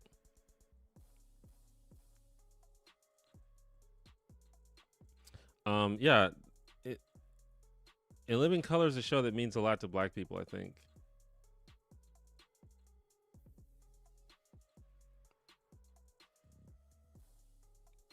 My mind just read it as living Single for some reason. I think because we were talking about Martin and Living Single used to come on after Martin, and so I just my mind just immediately went to Living Single. Have you watched Two and a Half Men? I've seen a few episodes.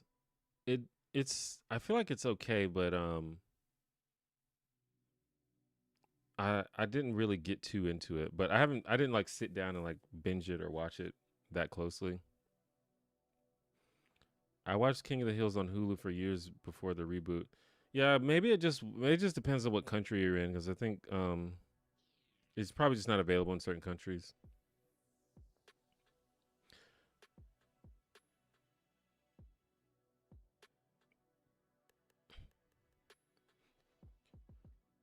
So and I don't really know if more shows are available in America than other shows, or maybe more American shows are available in America than in other countries. But just in my experience, most at least when it comes to sitcoms, I've usually been able to find sitcoms streaming, but it may be different if you don't live in the United States.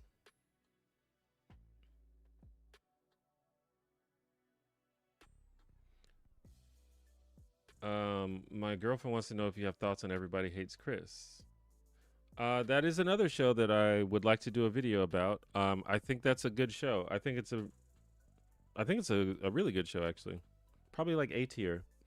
But again, that's a show that I never like sat down and watched from beginning to end, and that's something that I plan to do. So keep an eye out for that. Look, my mic is moving. I love the Cosby Show. I know some people think it's problematic now, but it was still a great show. Yeah, the Cosby Show is probably my number one favorite show of all time. That is definitely an S tier show, and yeah, it is a little bit weird to watch and think about now, and that sucks. But it is still a good show for sure. Have I seen the PJs with Eddie Murphy? I definitely have. Um, Also a good show. The PJs. That's another show that I think anybody who is my age and black probably grew up watching the PJs, and I'm sure other people did too. But literally everybody that I grew up with, we always were talking about the PJs. It was a classroom discussion every day.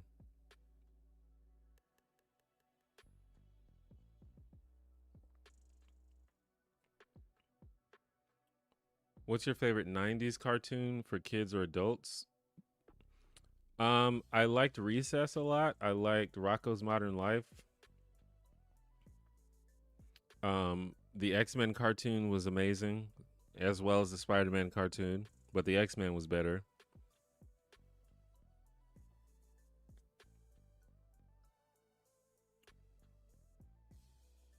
I mean, I watched all the Nicktoons. I think they were all pretty solid, but I think Rocco's Modern Life was my favorite. Hey Arnold was pretty good. Is that not? I feel like Hey Arnold might be 2000s, or is that still 90s?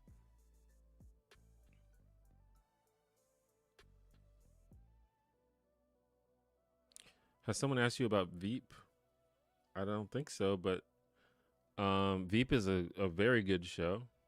That's another show that I haven't sat down and just watched from beginning to end, but I've seen several episodes of Veep, and I thought it was hilarious. You've been ignoring my comments. I'm super disappointed. I may have just missed some of them. Some of them I didn't. I didn't seem like there was a response needed. If you want to ask another question, feel free. I don't think I saw another question. If you did, I didn't I didn't see it.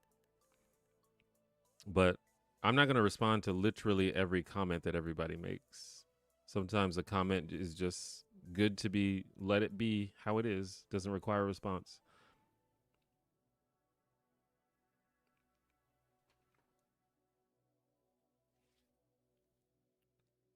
There's background music. Can't hear it unless I turn the sound way up. Yeah, it might be too low. I don't know. I never really get the mix right in terms of music because I don't like wearing headphones during streaming if I don't have to, and that's really the only way I can monitor the mix. But as long as everybody can hear me, that's fine.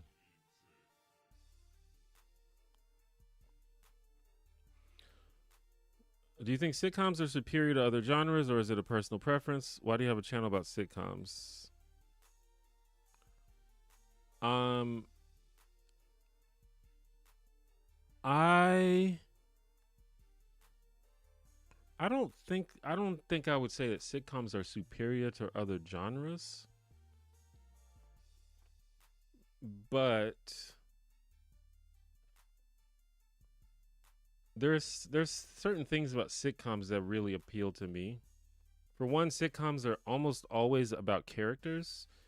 Um, and other genres have characters, but they're less likely for the show to really focus around the characters. Like a lot of times they focus around the setting or like think about a show like Law and Order, for example. That's a great show, but it's the characters don't matter. Like all of the characters on the show like that are interchangeable. It's really about this the story of that episode. Um, and a lot of dramatic shows are like that. It's just really about what is the dramatic story of this episode, or like what is the tension. But sitcoms are almost always like what is the relationship between these characters? How is this character going to change and grow over time? You really fall in love with the characters on sitcoms, and I really like that. Also, I just like comedy. I jokes. I like jokes. Jokes make me happy. Um, and I don't know. Like to me, watching like when I think of like the top favorite moments from a dramatic show, like something that just really made me gasp or made me think like that was really cool. They just don't compare to just falling out of your chair laughing because something was so funny on a sitcom. Think I just think it's better. So that's just a couple of reasons why I like sitcoms.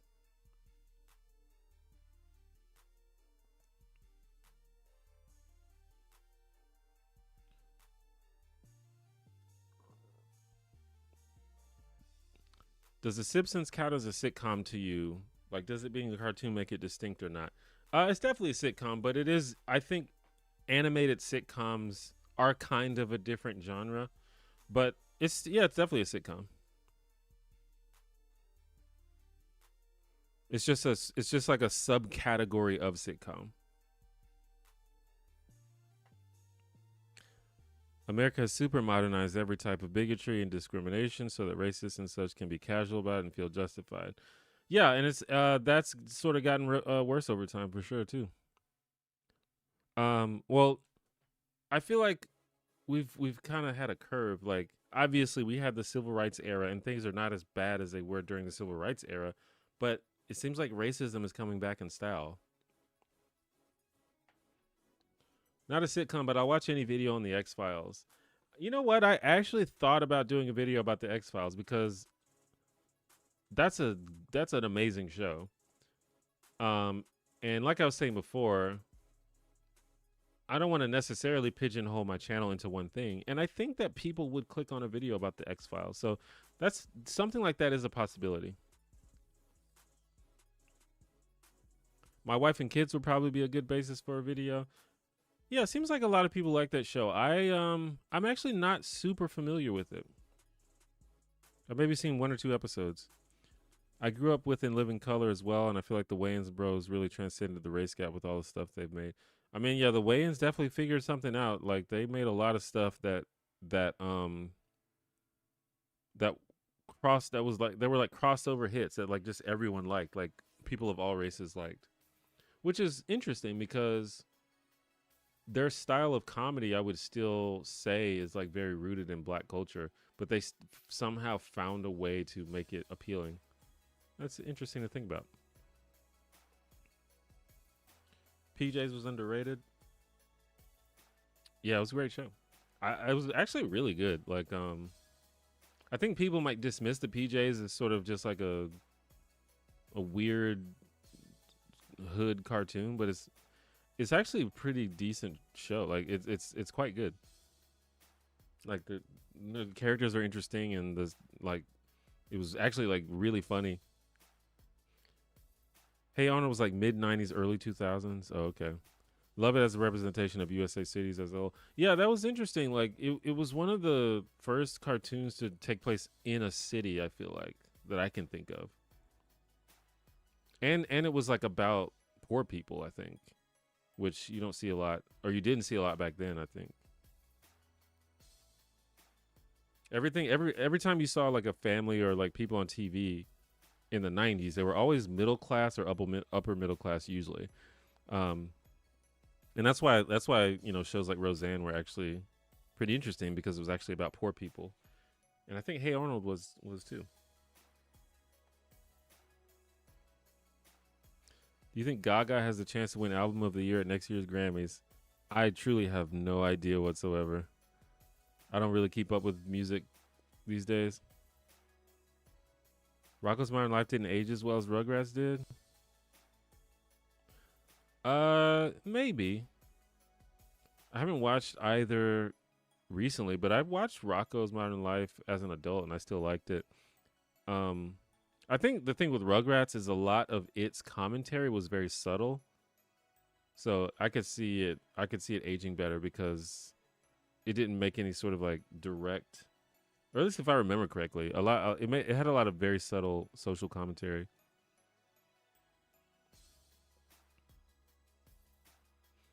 Hey Arnold's one of my favorite cartoons. Doug and Invader Zim are my two favorite Nicktoons. I definitely watched a lot of Doug. Invader Zim is great. I think Invader Zim. When was Invader Zim on? 2001. Yeah, Invader Zim, I think, was when I was starting to become an adult. And I think I kind of fell off cartoons for a little while, like when I was like 18.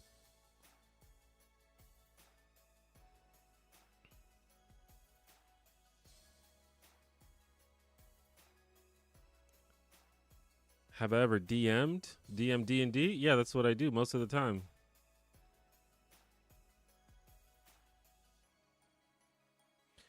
Have you ever seen talked about Kevin can fuck himself? As someone who likes sitcoms, I thought it was interesting commentary on sitcoms and also a good show. I have seen it, although I haven't seen all of it. I've only seen a few episodes, but I liked it a lot. I thought it was really cool. And it was also really cool to see what's her name, Annie Murphy, because obviously I'm a big fan of Schitt's Creek, so it was cool to see her on another project that was, you know, also good. But I think that I thanks for reminding me about that actually, because that's a show that I've been meaning to follow up on because I really liked what I saw.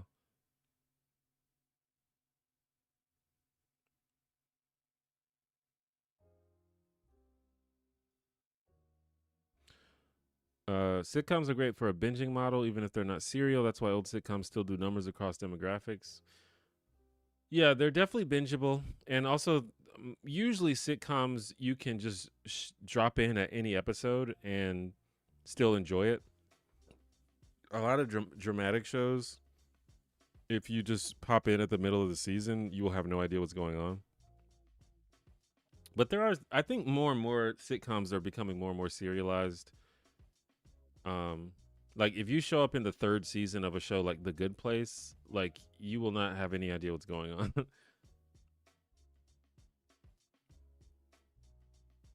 Sitcom you didn't appreciate until years later. Um,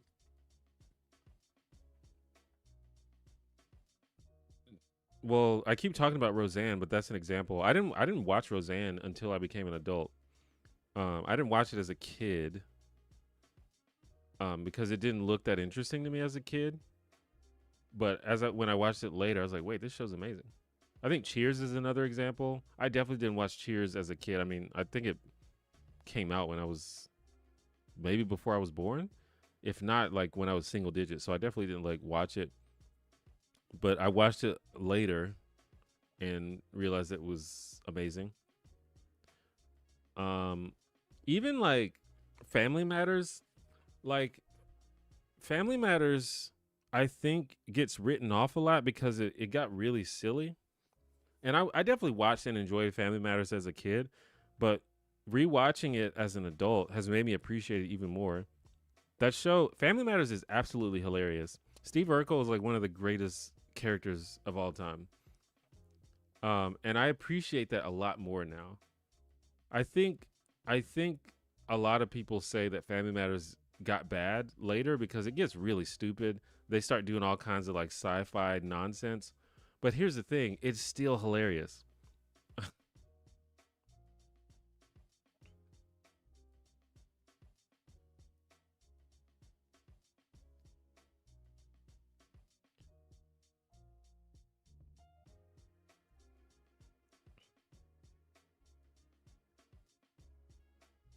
Little Bill was the cutest little kid show. Yeah, I remember Little Bill. I think I was already an adult when Little Bill came out though.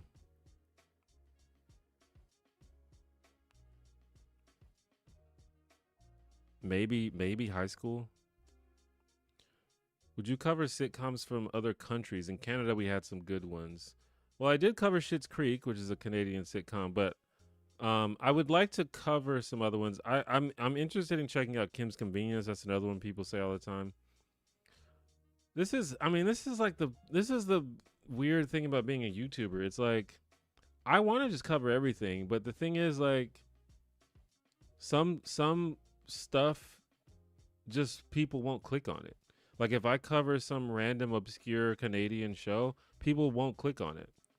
And that sucks, but that really sort of disincentivizes me from doing it. Um that's one of the things I'm going to work on is trying to set up this situation where I can just make videos about whatever I think is interesting that I think will still make a good video while not like being so um controlled by whether or not the video does well.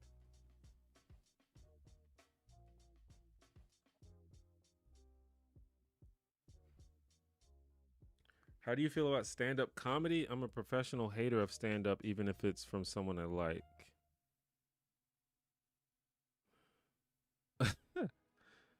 I like stand-up. I don't really follow it that closely these days.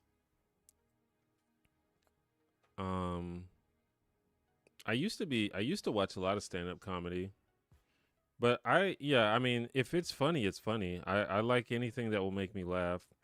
I think stand-up comedy has become like weirdly politicized these days, which is a bit weird. And it's almost like people like judge you if you listen to a certain comedian because like certain comedians are associated with the left and certain comedians are associated with the right, and it's I don't know, it's gotten very messy and I don't really like it, but if something's funny, it's funny. Um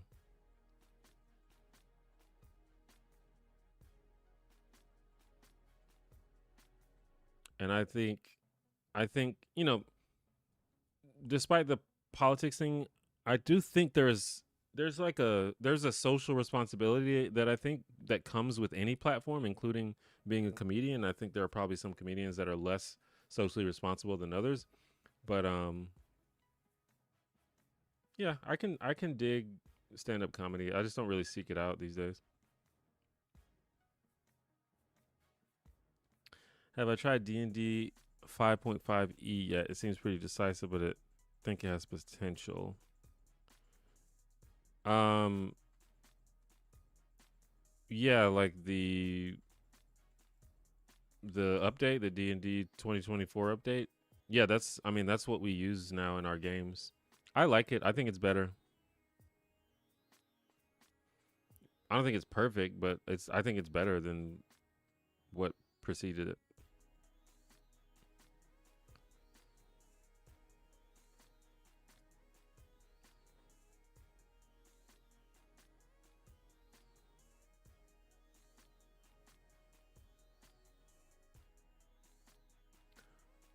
Um,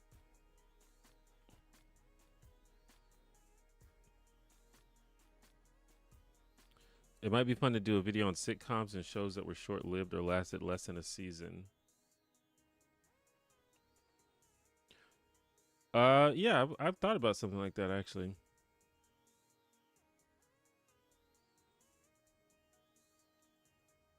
Our Nicktoons sitcoms. I think maybe some of them could qualify as sitcoms, but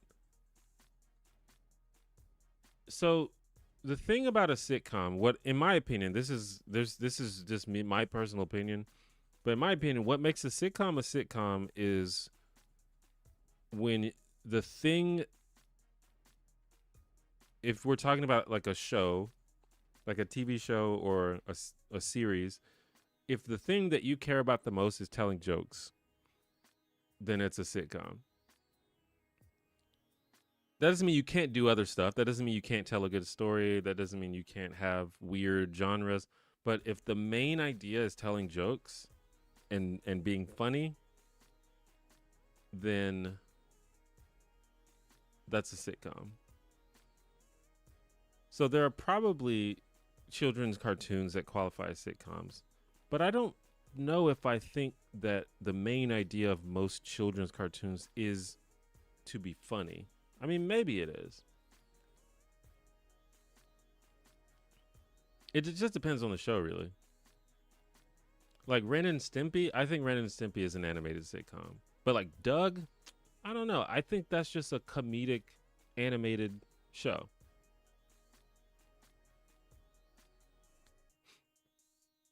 That's just the way I think about it.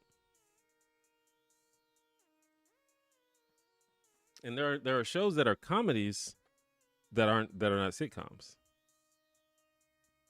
or shows that are comedic that are not sitcom. Like the classic example for me is the Wonder Years. Like the Wonder Years is definitely funny, but it's not all about the comedy. It's clearly all about the story. So I don't think the Wonder Years is a sitcom. Great show though. Um,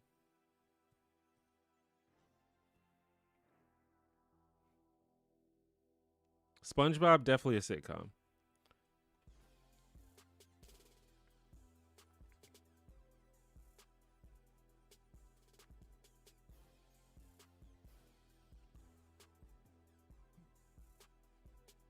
What's your favorite one season sitcom? One season sitcom. I'm trying to think of one season. What are some one season sitcoms?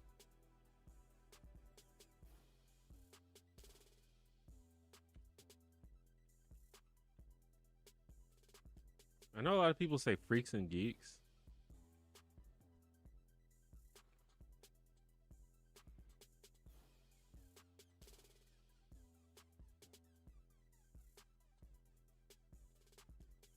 I don't know. I can't think of any that only had one season that I like.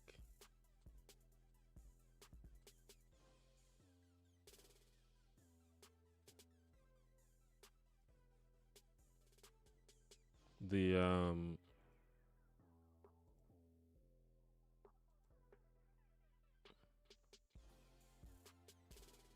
oh, Mission Hill. Someone on Reddit brought up Mission Hill. That's a pretty good animated sitcom. I didn't know it only had one season.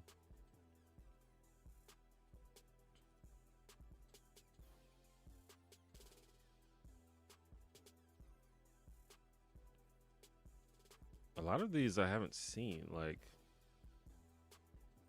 Stark Raving Mad. I've never seen that. The Duck Factory.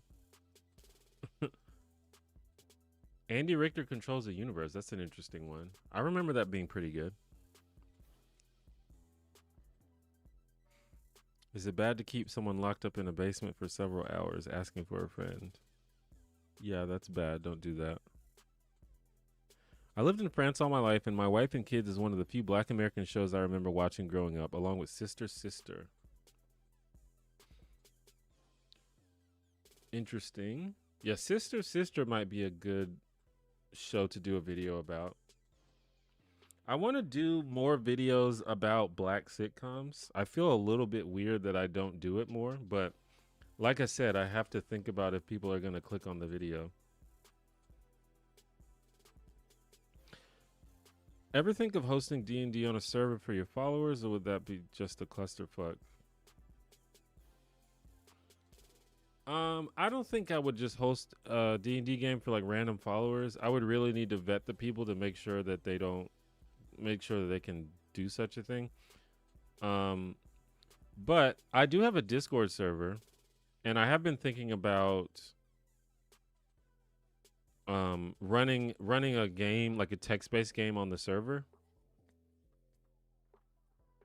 I don't think I would run like a full D&D game, but I don't know. I might do something on my Discord server. So if you're interested in that, you can join the Discord, and maybe it'll happen at some point.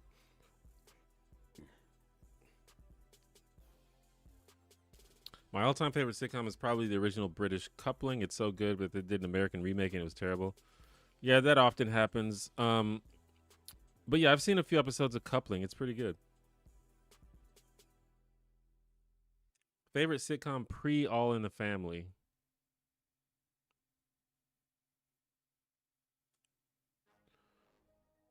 Um, I mean, I Love Lucy is amazing. The Andy Griffith Show is great. The Dick Van Dyke Show is great.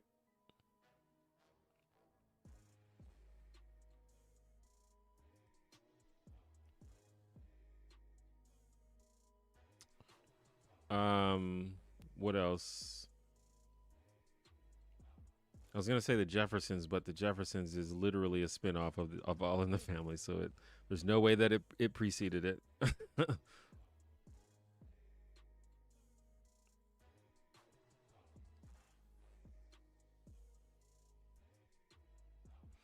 Thoughts on Superstore? Superstore is very good. That is another show that I've not seen the whole thing, and that's on my list. There are so many shows to watch. I have like just a long list of shows that I plan to watch. These shows are so long, though, man.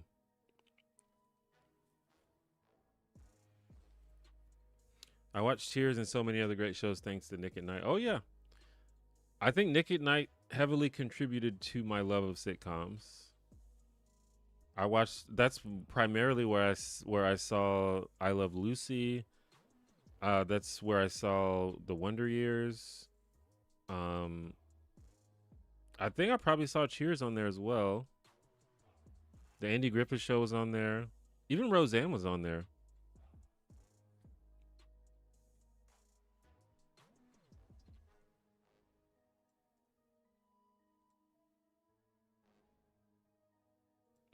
Can you name all the Daedric princes from memory? Um, nope. Family Matters was good until 1994. I still remember the shock of the Family Matters episode where Laura's friend gets shot. Love the mix of comedy with real life.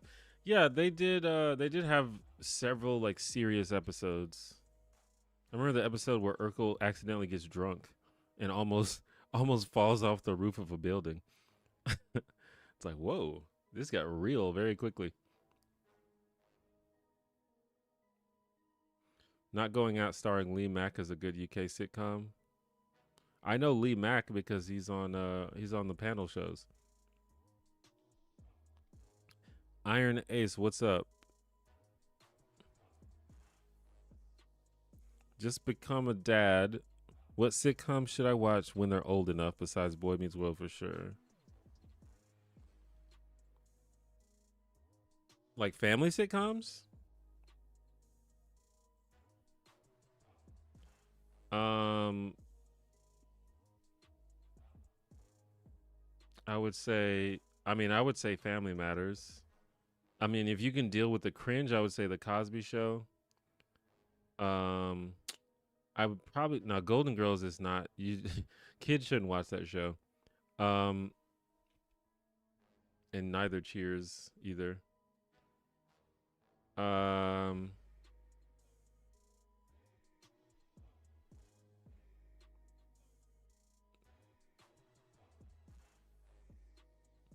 they could probably watch Parks and Rec. I mean, there's a lot of adult humor in Parks and Rec, but I think it's probably decent enough.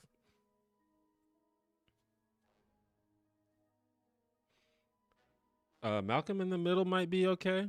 There again, there's some adult references, but I think that's good for families to watch.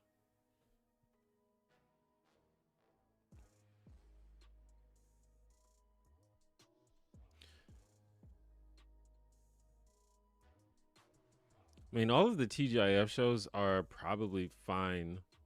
In terms of if they're good, like Sabrina the Teenage Witch was really popular, and it's very good for families to watch. But is that show good? I mean, it's all right. It's fine. It's probably like a B minus. Uh, Freaks and Geeks and My So-Called Life were great shows that ended too soon. Yeah, I've never seen My So-Called Life. I've never really even seen Freaks and Geeks either. But I know that everyone talks about it, like this what if type show that had so many like now recognizable people on it. I liked your video about the good place in Daria. I appreciate that. Thanks.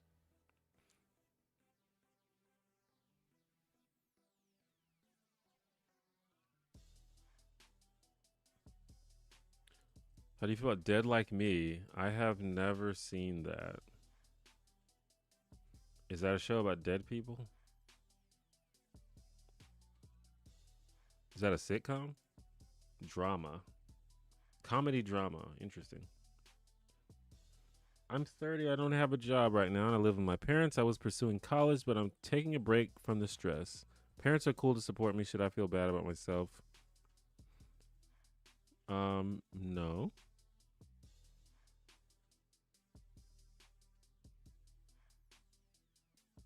I think everything that you said is fairly common and normal and not, I don't know. As long as your parents are cool with it,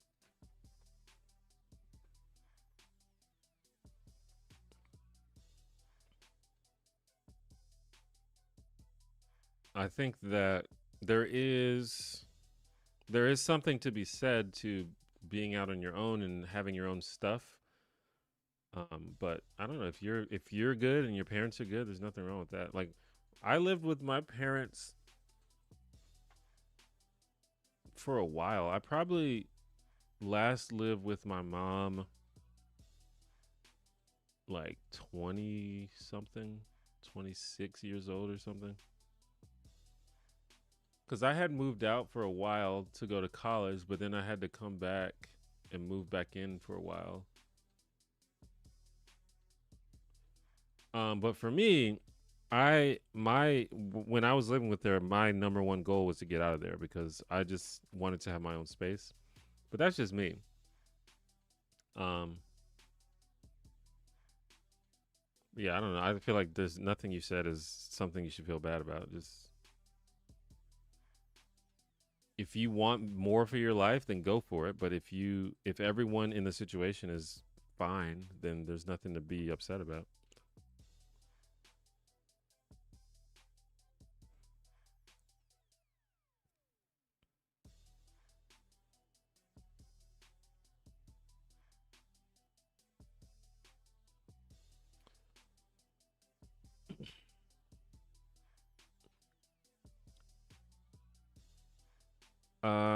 Have you seen the modern One Day at a Time?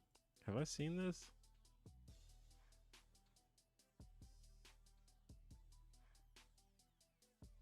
I don't think I've seen that actually. I've heard of it for sure though.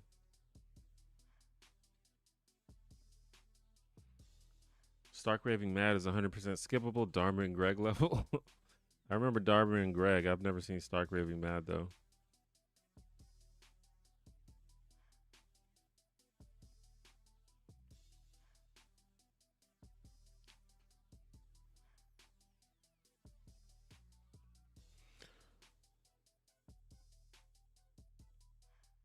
I'm a Fate accelerated GM, which I learned because D&D 3.5 was too much like playing Warhammer to me. Now D&D is getting more like Fate.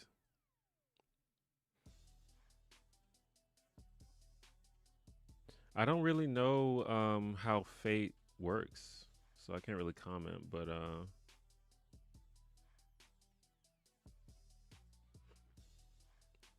don't know. I've just played a lot of D&D at this point, and I really like D&D. I've played other systems, and to date, D&D is still my favorite one. I don't know a lot. I know there's a lot of elitism where people are like, D&D is like the beginner game, and you know you move on to like real games after you like stop D&D, but that hasn't been my experience as of yet.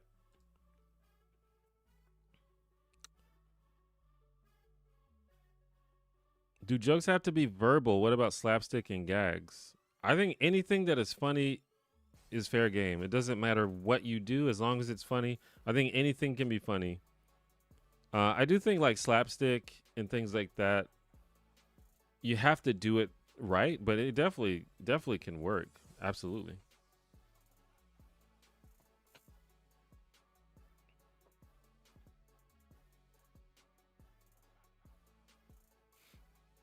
Like I know the first thing that came to my head is when in Seinfeld when uh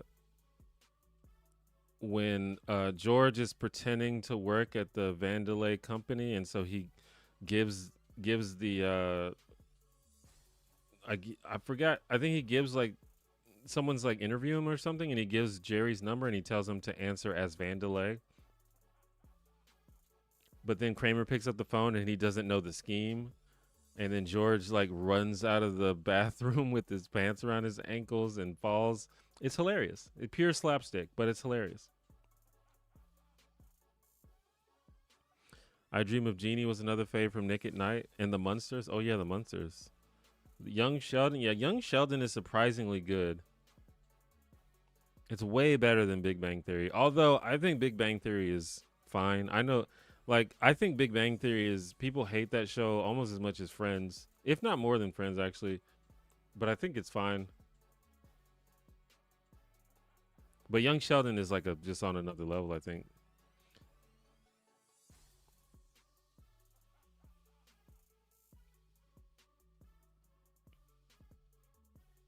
Which version of D&D? I've only played D&D 5e.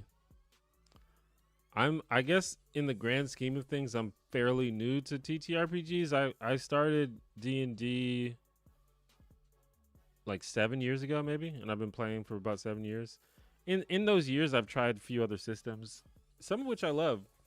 Um like I love Vampire the Masquerade. I probably love it as much as D&D, but in terms of the system is very wonky, but Vampire the Masquerade and the World of Darkness is not really about the system, it's about the lore and the feel, and I love that.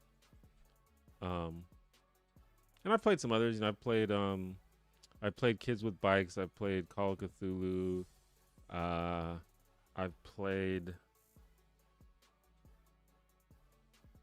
what else have I played? I played some stuff like Dread and 10 Candles. But you know, there's dozens and dozens of systems out there that I've never played.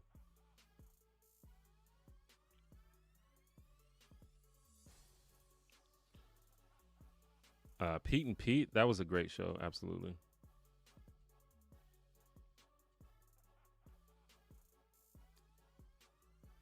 Yeah, Pete and Pete would be a good one. Yeah, if we're doing like sitcoms made for kids, a lot of those work. Like Clarissa Explains It All is really good. iCarly is surprisingly good. I have a question. How can someone be so handsome? I appreciate the compliment. My answer is always good genes, I guess.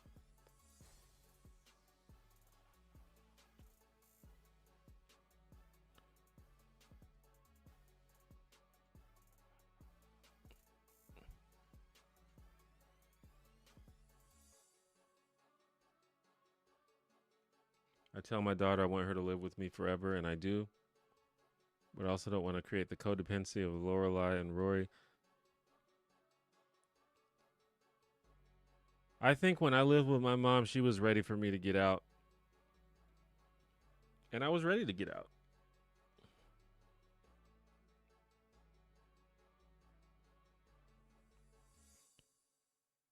Combining both topics, I think a sitcom set in the Forgotten Realms would be really fun. I'm picturing something like Star Trek Lower Deck. Oh yeah, that would be cool actually. I mean, I've played in D&D games that were basically a sitcom. Which sitcom characters would you marry? Would I marry? Whew. Now that's an interesting one because there are definitely sitcom characters that are attractive, but simply being physically attractive is probably not enough to marry, right?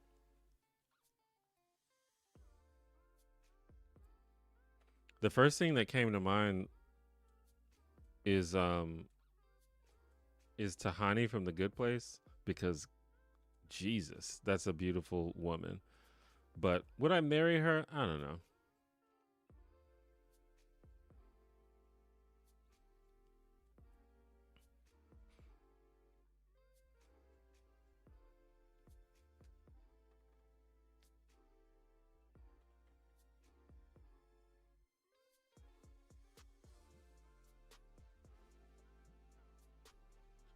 I'm trying to think like what sitcom characters would make a good partner.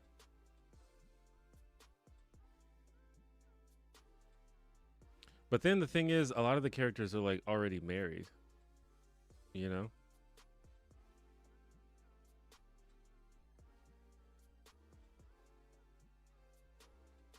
And then I think there are people that probably be better as a friend than a spouse.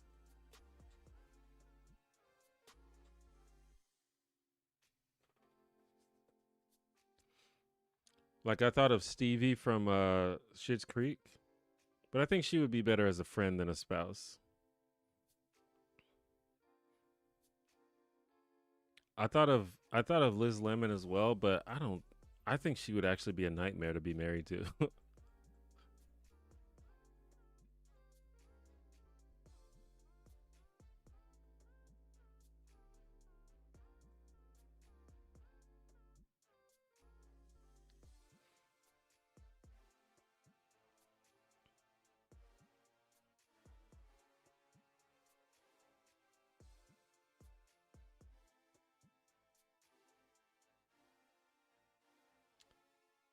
Yeah, that's a tough one.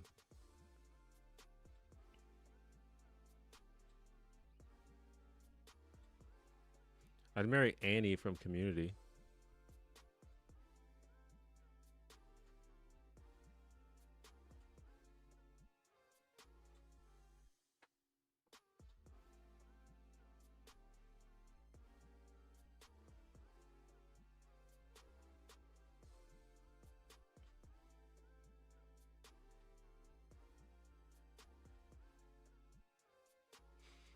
I don't know. Yeah, I don't know that one. It's hard to think about. Community, speaking of Community, has one of my favorite sight gags with Abed delivering a baby in the background throughout an entire episode. Oh, yeah, I remember that. Great gag. My daughter and I watch the Three Stooges every Saturday night. She used to watch with my dad, who passed away when I was a kid. Him and I would watch I Love Lucy together. I love the parental bonding. I think that's cool and probably important. I definitely have memories of watching. Like I used to watch Star Trek: The Next Generation with my dad all the time, and to this day, that is one of my favorite shows of all time.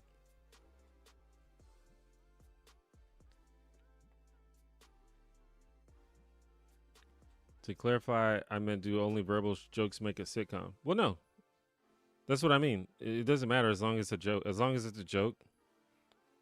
Um, yeah, there's all different types of sitcoms. Some lean very heavily into dialogue, and others lean very heavily into slapstick and things like that. And sometimes there's a combination of both. And I think with most long running sitcoms, you eventually will see a little bit of everything because they just have to do a little bit of everything just to have a variety of episodes.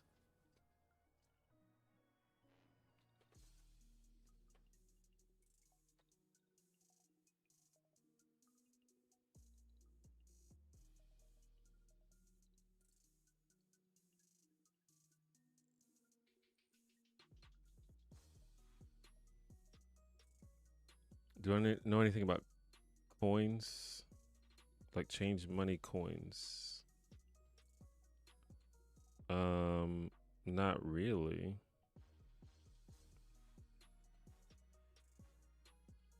but I'm not sure what how much there is to know about coins. I mean, I'm sure there is a lot to know about coins. Then I know the dad from Full House was a major blue comedian. Yeah, Bob Saget. I did know that. I think most people probably know that at this point. He's actually a pretty good comedian. I've watched some of his stand up. It's pretty funny. Pathfinder is a pretty fun parallel to D&D. In my opinion, it's very similar, but has many more options for your character, equipment, pre-made campaign spells, bestiary, and the like. Yeah, I know a lot of people like Pathfinder.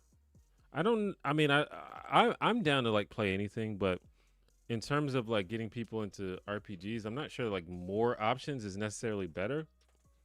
But yeah, I mean, I'm sure I would love it. I've never played Pathfinder though. I'm at the point. I just love TTRPGs. I'm down to try anything personally.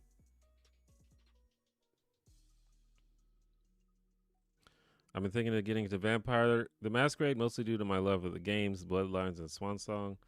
Yeah, I never played Swansong, but VTM Bloodlines is a masterpiece. Um, a buggy masterpiece. But yeah, I love Vampire the Masquerade. I really do. It just I don't know. It just has that like something about that sort of that vibe of like vampires hiding in the night in the city. I don't know. I just find that very cool.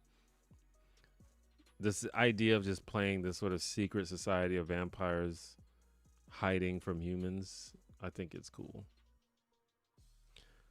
And I will say, like, the game Bloodlines really does capture the vibe of Vampire the Masquerade. So if you like that game, I think the tabletop game will carry the same vibe for sure.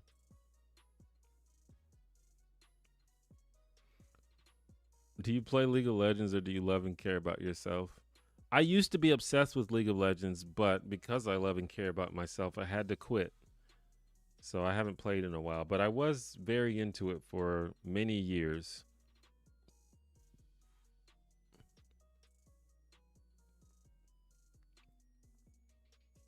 Dread is so good, it's my answer when people say 5e is too streamlined.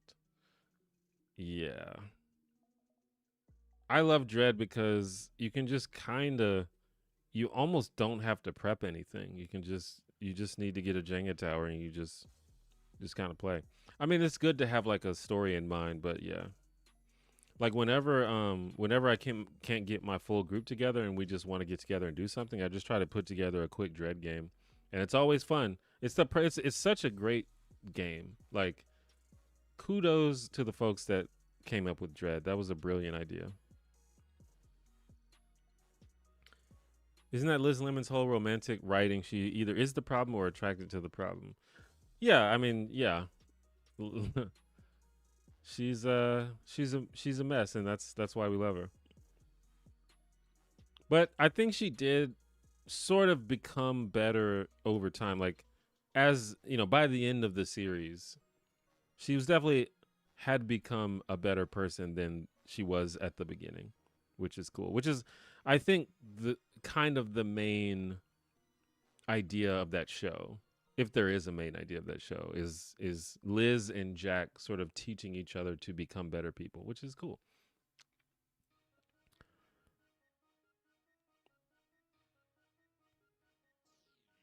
What are some good goals most folks should aspire to accomplish by the end of their journey through life? I don't know, that's a hard one. I think that's probably going to be different for each person. Um, I think it's just going to be different. I think each person has their own sort of like purpose for their life. I think for some people it could be, uh, you know, making something, creating something that fulfills them. For some people, it could be having and taking care of their children. For some people, it could be traveling the world and seeing everything there is to see in the world. I think it just depends on the person. Whatever, I think different people. There's like for some people, if you say, the idea of having children and raising children, like for some people, when they hear that, it just sparks something in their brain. It's like, yes, that is such an important thing that I identify with and I want to do or am doing and is fulfilling to my life. And for other people, like myself, when I hear that, I'm like, I'll pass. um, so it just depends on the person. So you have to sort of like whatever when you hear something, and sometimes you don't know until you try it. Like sometimes you have to try something and then you realize that you love it. Like that's how D&D was for me. Like D&D is like, or just like role playing games in general is like maybe my favorite thing, individual thing to do. And I didn't know that until I tried it. Like when I first tried it, I was just really just trying something because it was like, hey, this might be interesting. But over time, it's like, man, I love doing this. So sometimes you have to try stuff, but um, either you hear something that just immediately just clicks in your brain, like, oh, that's a thing that I really need to do, or you try something and you realize, oh, this is I want to do this for the rest of my life. So I don't know if there's a specific answer that applies to everyone. You ever play Vampire? To me, it felt like a more serious Vampire the Masquerade. No, I think someone was telling me about Vampire. I don't know anything about it actually. Have you watched Fresh Off the Boat? I have watched it. It's pretty good. That's one that I need to. I haven't seen all of it. I would like to watch all of it. Speaking of formative childhood parental memories, one of my favorites was watching The Thing with my dad on a Betamax player. Almost definitely too young. Yeah, that's definitely not a movie for kids, but yeah, I mean, I think everyone probably watched something that they probably shouldn't have watched when they were kids. I just got back into League for my friends that play. I used to really hate that game. I'm not good at it. Even now coming back, people are really toxic. Yeah. I mean, the toxicity is really what made me stop playing. League has like one of the most insane toxic communities that I've ever encountered in a game. Um, it's kind of playable if you completely turn off chat and pings, but at that point, you know, you're just like not communicating at all.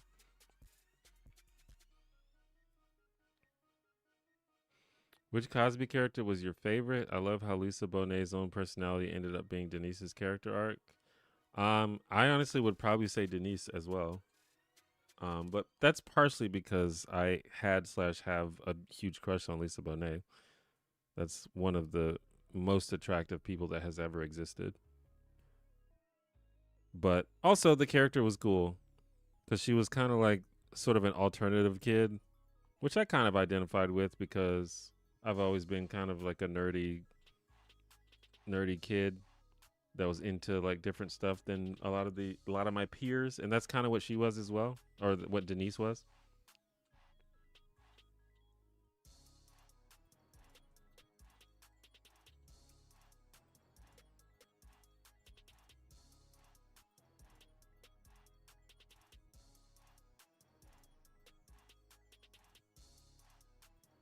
What are your thoughts on the show Farscape? I have never seen Farscape. Interestingly, like I watched a ton of Star Trek: The Next Generation, but outside of that, I do not know anything about sci-fi.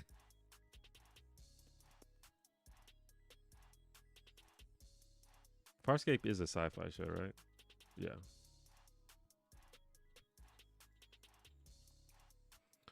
Thoughts on shows slash movies slash media that satirize sitcom tropes? WandaVision, Too Many Cooks, Truman Show. I mean, all the things that you mentioned are good. I mean, it's just I don't know if I have any like general thoughts. It's just one of those things where if it's good, it's good. I can imagine someone doing making a satire of a sitcom and it not being good. I can't really think of anything at the moment, but it just depends. You know, it's all about the execution of the idea. Sometimes you can have a really good idea, but you don't execute it properly.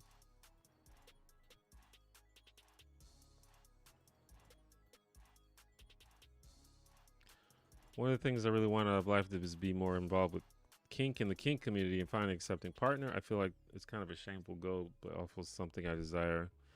Again, I don't think that's shameful at all. It's that seems reasonable to me.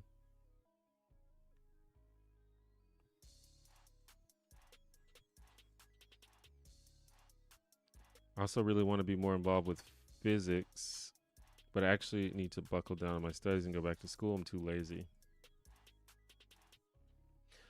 Well, laziness is a problem.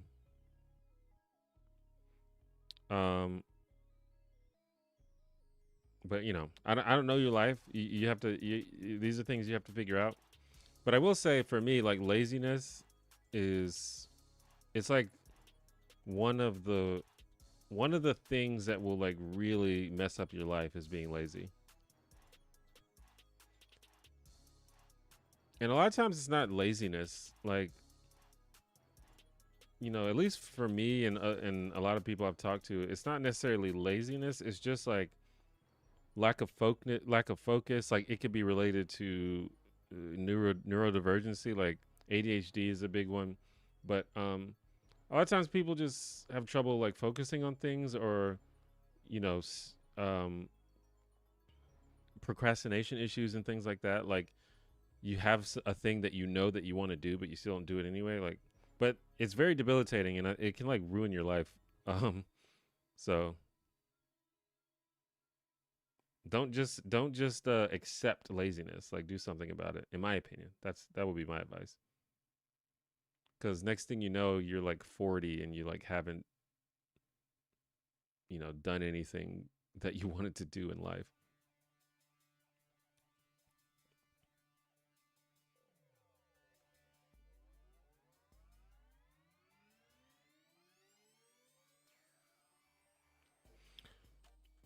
To be fair, TNG is very very good. I agree. Yeah. I suppose if you're going to watch one sci-fi show, that's not a bad one to pick. Although many people have told me that DS9 is better, so I need to check out DS9.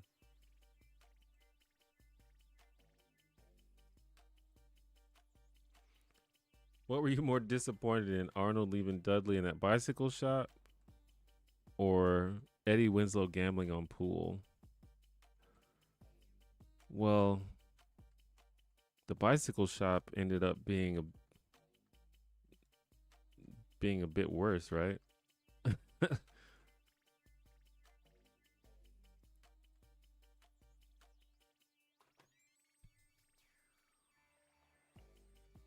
The bicycle shop episode is a lot more icky.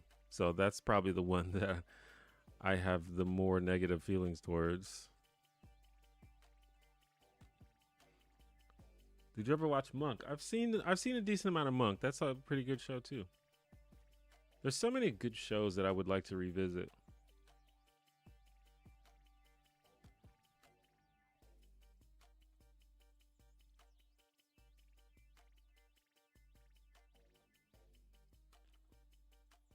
Eating all that Pillsbury Christmas tree cookie dough got me fucked up, y'all.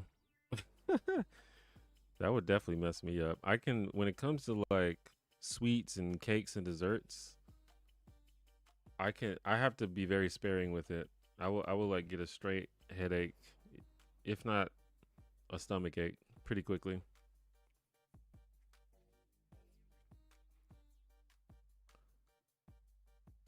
Being around people who are perpetually lazy as someone who is very restless is the most infuriating thing. I don't know. I've had a lot of, if it wasn't obvious, I've had a lot of personal struggles with laziness, and it's still something that I disagree with. I don't even really like the word lazy. It seems very judgmental because I don't necessarily think it's like there are probably people who are genuinely lazy, but I think it's deeper than that.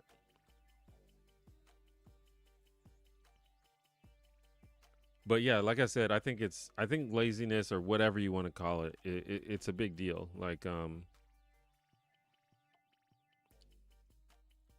you have to, like when you're an adult, you just have to, like this is what I say. I've said this many times on stream, but like the secret to life is learning how to do stuff that you don't feel like doing. Like if you get good at that, your life will be like 100 times better.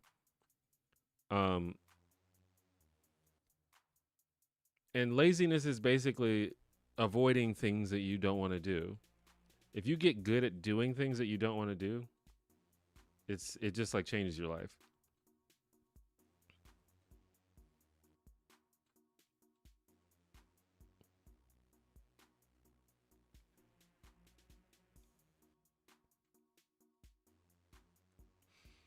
But sometimes it goes beyond. It's not even like things that you don't want to do. It's things that you don't feel like doing right now.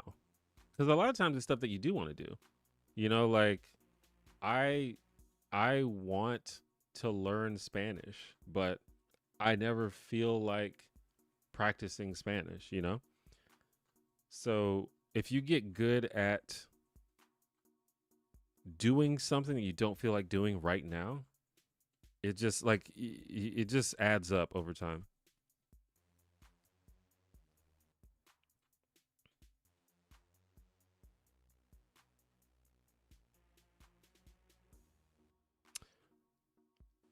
So very sobering advice. I'll give it my all. Getting on the grind brings a lot of discomfort, but I'd probably be even more uncomfortable never achieving my dreams. Yeah, that's the thing.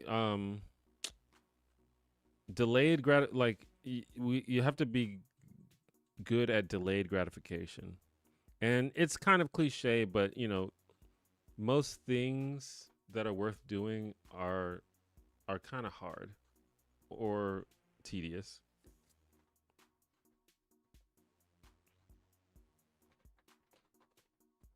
All I'm saying is just don't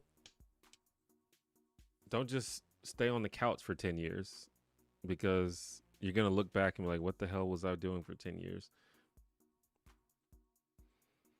I'm not saying that you need to drop everything and just, go be just go work yourself to death. Like, I think you should still have fun and still rest and, still have leisure days and things like that. But if there's something that you know that you want in life, you need to do it like now. And if you don't know how to do it, then figure out how to do it. The first step is figuring out what you need to do the thing.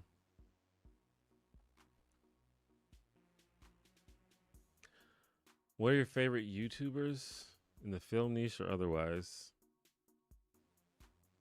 In the film, I'm trying to see if I watch anything. I don't watch a lot of. I mean, like Lindsay Ellis, I guess. I like Big Joel. I like Leo Vader. They kind of do commentaries on media, but I don't watch a lot of like video essays and commentaries. I like Curtis Connor, I guess. I don't know if that's I wouldn't call that film genre, but he does commentate on films a lot. But yeah, usually most of the YouTube that I watch is very specific to my niche interests, like D&D and chess and Blood on the Clock Tower and like well, it would have been Overwatch a few months ago, but I haven't been playing Overwatch lately. And like NBA, WWE. That's kind of what I watch on YouTube, stuff like that. There are like very specific channels that I like, but it's hard to. I don't know. There's it's even hard. It's hard to talk about the YouTube that I watch because it's just so all over the place.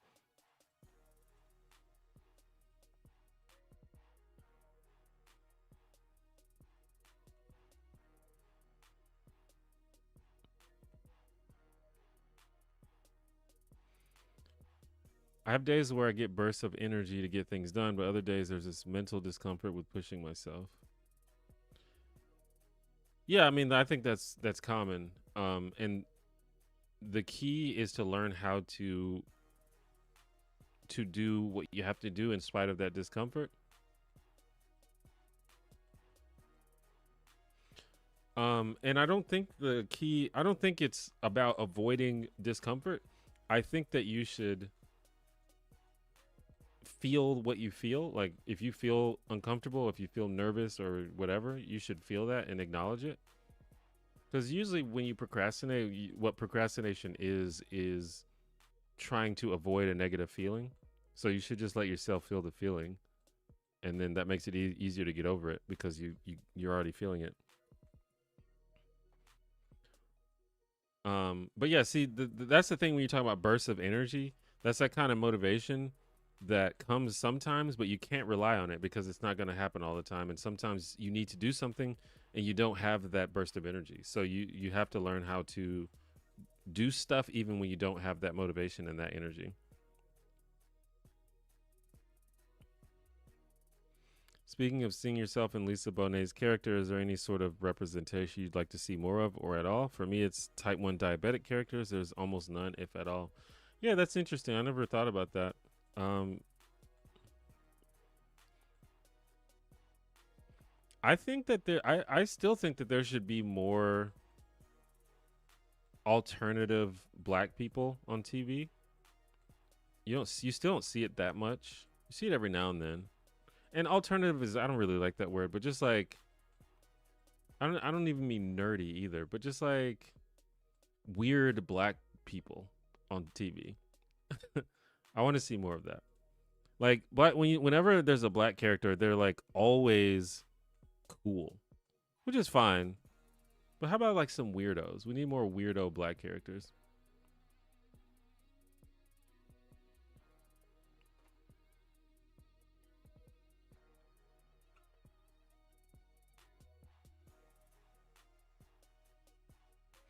I think you'll have weirdo black characters on black shows, which is cool. But we need more weirdo black characters in other kinds of media too.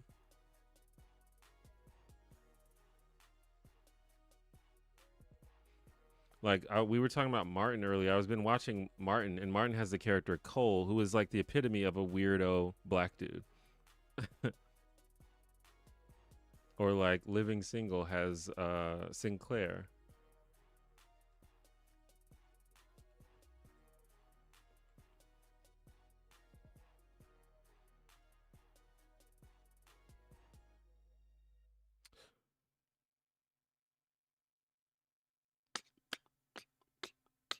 It's hard to be right in the middle. If I hear my mom coming, I jump up and act like I was doing something because I get judged for sitting down, even if it's for 2 seconds.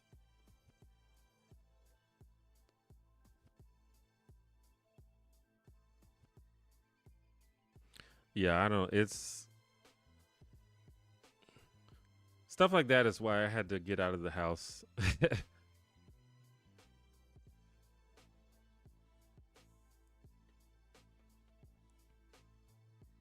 Yeah, why don't we want to do the things that we want to do? Damn brain, just let me just want to do the things I want to do. Yeah, human brains are a bit weird for sure. I guess what I mean is being around people who don't care themselves or their environment, especially people who do not keep their homes clean. I can see that. I'm not the. I can be kind of messy myself, but I don't think I'm like a disgusting person. But that's something that I have to be very conscious of. Like if I'm not careful, like I live alone, so if I'm not careful, I might just like sit around for a couple weeks, and then next thing I know, like my kitchen is piled up with dishes, and it's like, man, I've just been lazy. I should have done the dishes like last week, but let me tell you, you know what? I'll give you a hack, a life hack. If you want to build a habit, or if you want to be better at doing stuff, make it part of your routine. And if you don't have a routine, then start a routine, like a morning routine or just some routine that you can do at the same time every day. And then just add the stuff that you want to do to that routine. Or at least add a step. So like for me, for example, I was talking about I want to learn Spanish. I've been practicing Spanish lately. I've been practicing drawing lately. I've been trying to teach myself how to code, although we'll see how that goes. And this is all part of my morning routine. Like when I get up in the morning, I basically like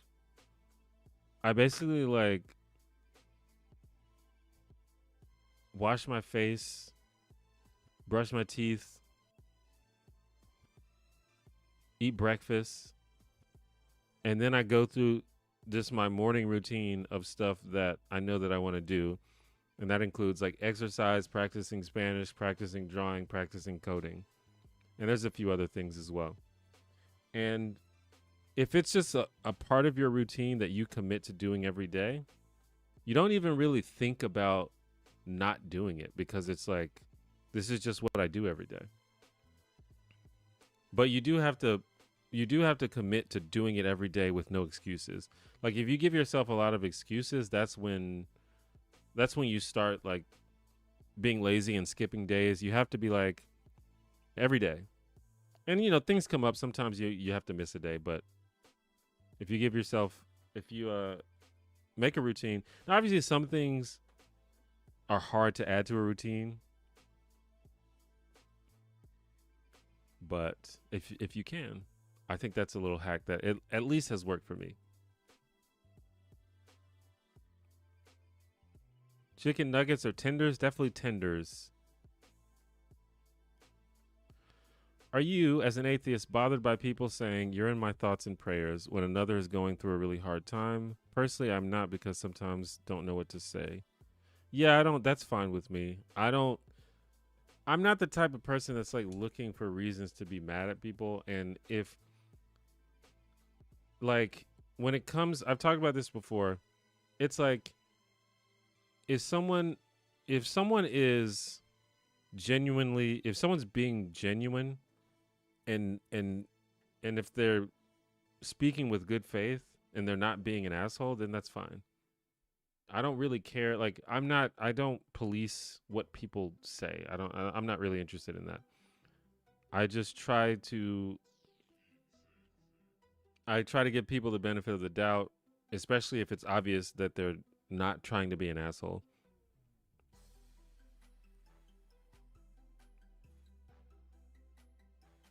I forget if you're straight or LGBT. So if you are straight, would you consider marrying your best male friend to help him afford health care if you were single?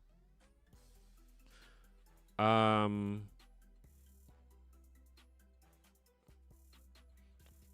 I don't know. I don't necessarily know all of the ramifications of marrying someone, but I mean that's a possibility. It would be a consideration.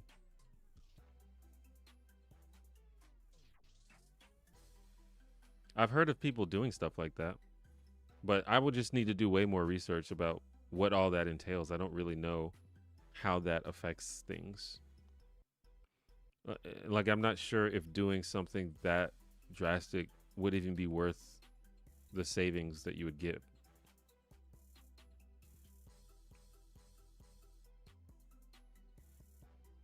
Learning Spanish sounds like a cool goal.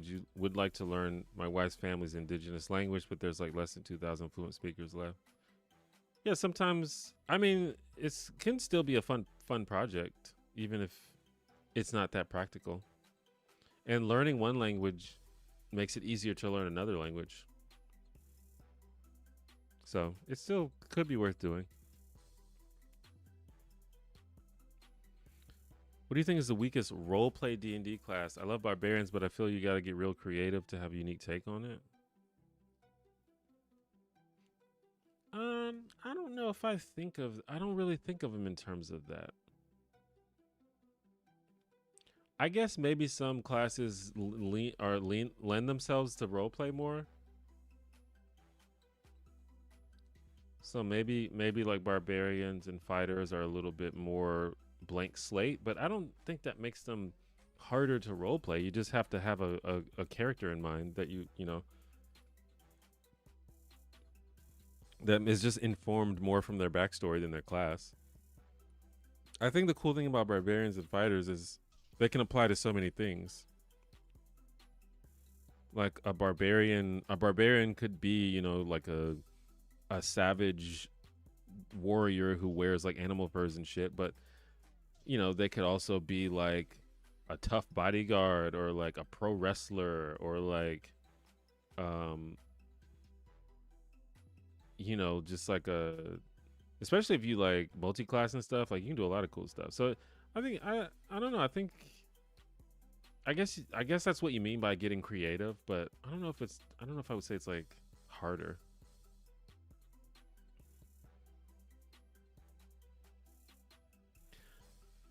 For people who believe in God, praying for someone could be considered a deep show of care and empathy because they are reaching out to the highest power to help you. I appreciate it. I do believe in God though. Yeah, I mean, again, it's just like if they're being genuine, then that's fine. I can't really do a whole lot with it as a non-religious person, but I do think that someone showing compassion, whatever way that they do that, I think it's always appreciated.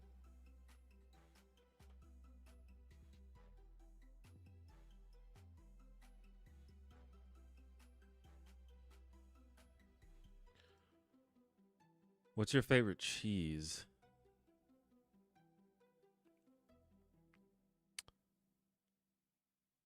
Um, I don't know. I like Munster cheese. I just like a sharp cheddar. I know that's a pretty normy answer, but I love a sharp cheddar cheese. Munster cheese is good. Um,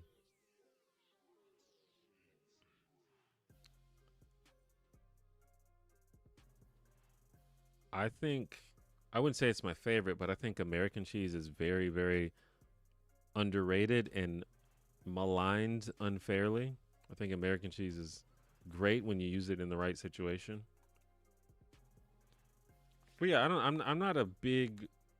I'm not super well versed in cheese.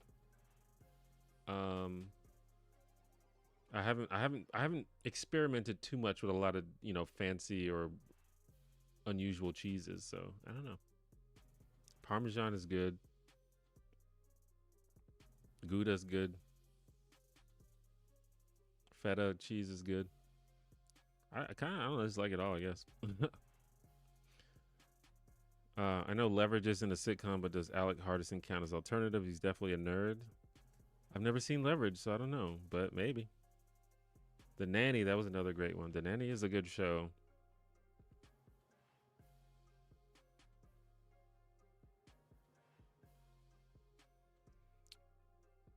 Fran from The Nanny is another sitcom character that I'd probably marry Fran. Going back to which sitcom character would I marry? I had a big crush on her when I was a kid.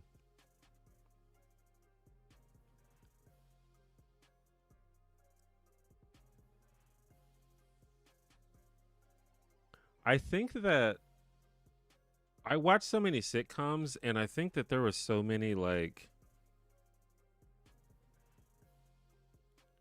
I think watch growing up watching sitcoms has affected what kind of women I'm attracted to because I grew up watching so many sitcoms.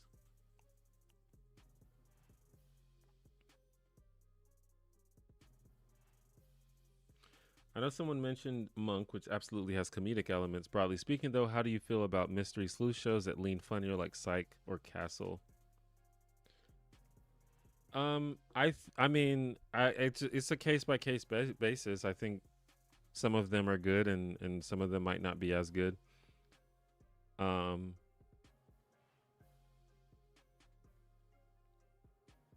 and it's they I don't know they kind of fall into the sitcom area, but I think they're probably I don't know. I think Psych is probably a sitcom.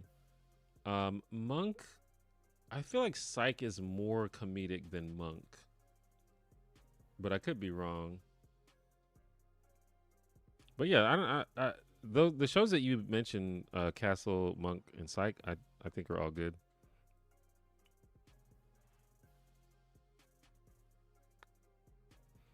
I've been in a toxic on and off relationship for 2 years with fights, physical abuse, and codependency, and I keep going back. How do I fix this, and how do I actually break up and leave it there?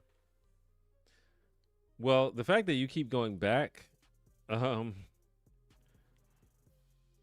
to me, that seems like a type of personal issue that you might need to talk to someone about because I can I can say some like the obvious answer is that you just stop going back, but you go back anyway, which makes me think that me trying to give you sort of a rational solution is not what you need because it seems like you know the solution, but you just won't do it.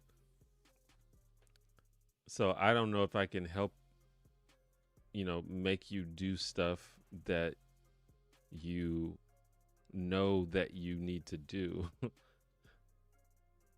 So my advice would be seek seek a professional maybe. Although, not that's not always within the realm of possibility, but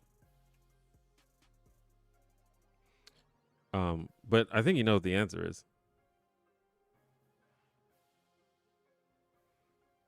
And it could be related to your own sort of self-image.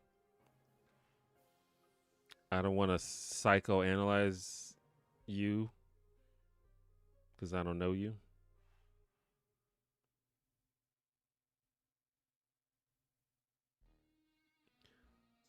Roach, thank you for the 4.99. Can I get you to wink at us or nah? Sure. Wait, there you go.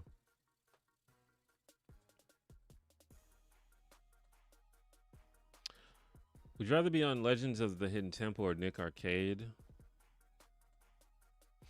Honestly, looking back, both of those shows seem miserable to be on. Um, Legends of the Hidden Temple would be more fun because you actually like get to do stuff and interact with stuff. Nick Arcade is just you jumping around in front of a green screen. So I would say Legends of the Hidden Temple, but Legends of the Hidden Temple was like grueling. It doesn't even look fun.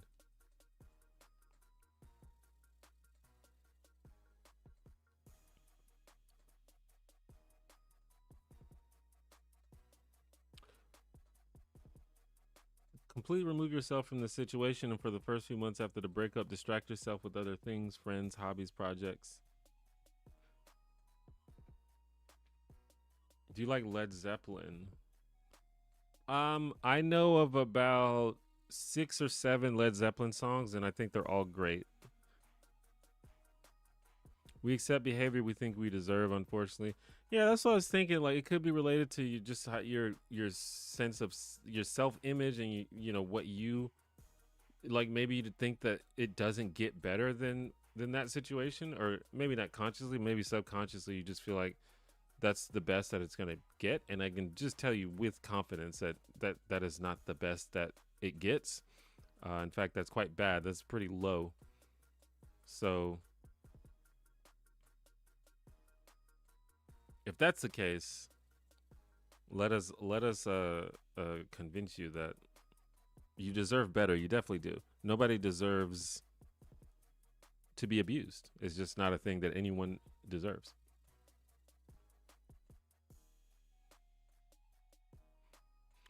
Um, you might just have to do. Sometimes you just have to go like no contact.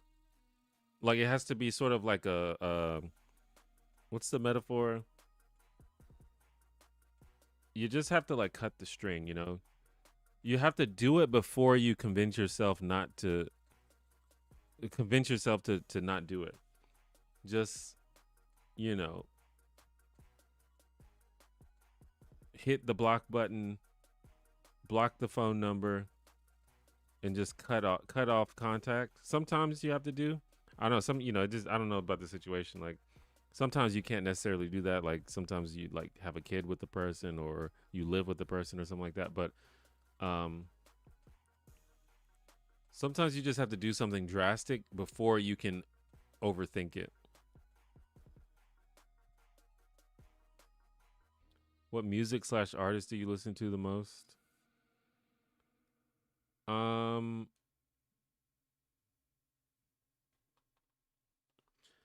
I just listen to music that I liked growing up. I don't really keep up with new music that much. Every now and then I will hear a new song that I like, but I don't really seek it out.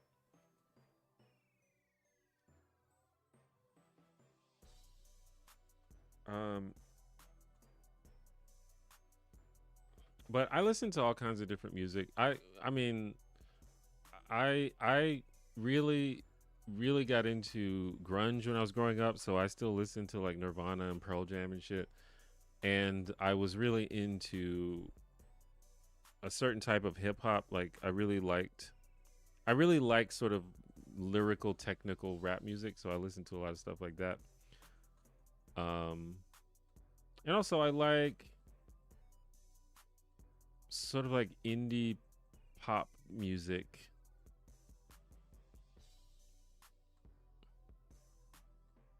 So I don't know. It's just some combination of that usually. And I like a lot of classic rock. When I'm in my car, sometimes I just put it on the classic rock station.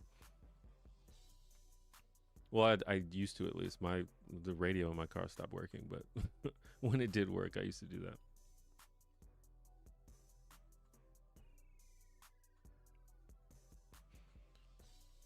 Honest opinion on Beyonce.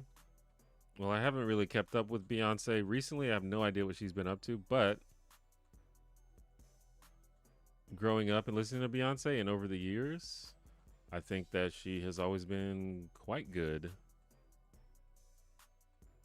I used to a friend that I used to hang out with a lot was really really into Beyonce, and so they made me listen to it a lot, and it was all always good. I can't remember hearing a Beyonce song and being like, "This song sucks."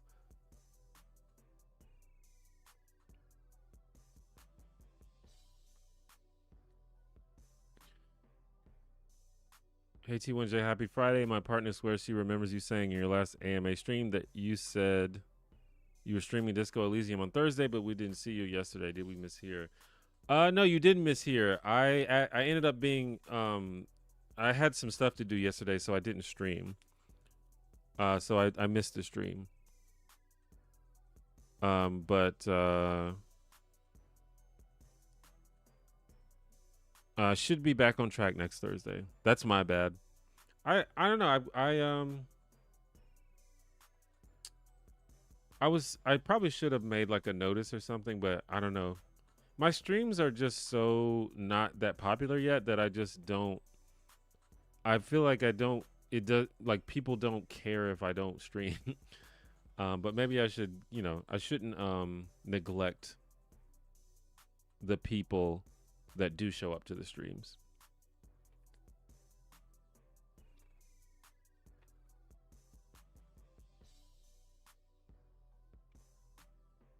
But yeah, so just check me out next Thursday. And I think if I miss a stream, I should probably at least like put a notice for those that do care, like maybe a community post or something.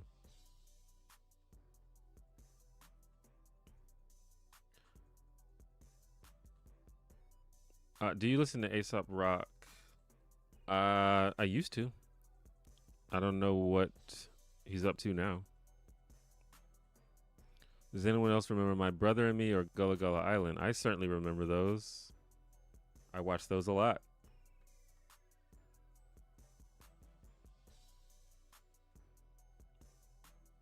I met the dad from Gullah Gullah Island one time. I've met him in person.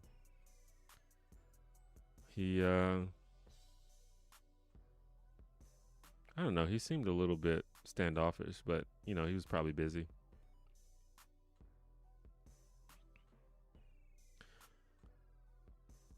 I think society as a whole needs to stop putting so much emphasis on romantic relationships, and it's always better to be alone than to be in a toxic relationship. That's definitely true, 100%.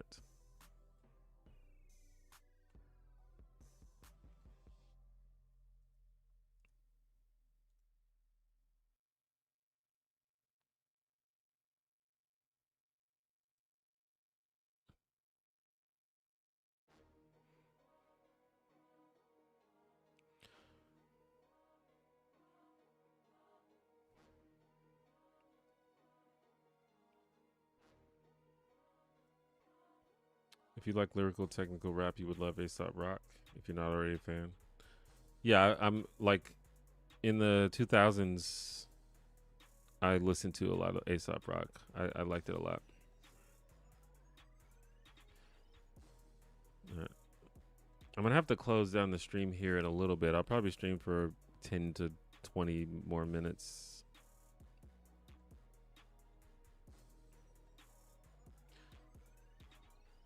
Yeah, I have Aesop Rock Daylight and Nightlight on many of my old playlists. I'm a slave to trashy pop and rap, but I listen to pretty much anything. I'm definitely open to anything, but it's just a case by case basis. I don't know, I don't know how to describe what kind of music I like. It's just sometimes something just hits and it just sounds good to your ears. I know that I tend to like stuff that's like a little bit weird, like a little bit quirky. I tend to like stuff like that, but I also like a lot of mainstream stuff and a lot of stuff that everybody else likes.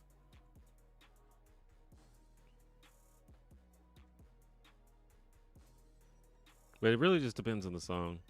Like there are some songs that get really popular that I just don't get at all. I don't like it, but then sometimes songs are like really good.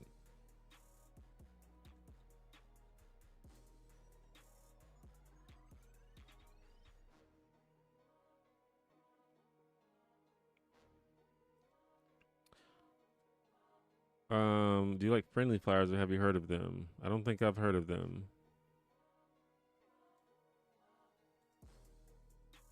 It's funny you brought up grunge because all I've been listening to lately is Alice in Chains and Danny Brown. It's a potently strange mix. Interesting. Yeah, I like Alice in Chains. Jim and Pam are the number one reason I can't handle watching The Office.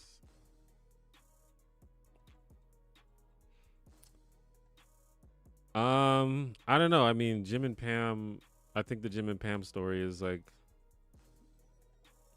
the whole reason that the first four seasons of The Office are good. But I don't know. I think Jim and Pam have sort of been reevaluated over time, and people kind of realize that they're not the sort of fairy tale couple that they were kind of originally perceived as. But that's fine. I don't. They're flawed people, and I think that's part of what makes them interesting.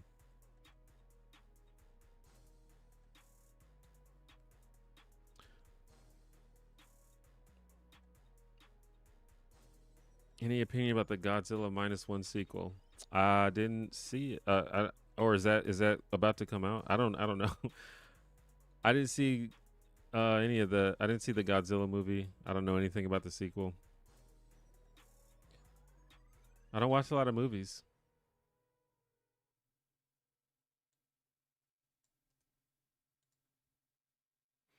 Have you seen North of North?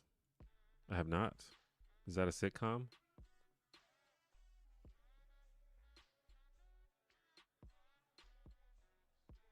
Interesting. There's so many shows, man. Fuck Mary Kill, Community, Friends, Malcolm in the Middle. Um, that's a tough one. I think you fuck Community though.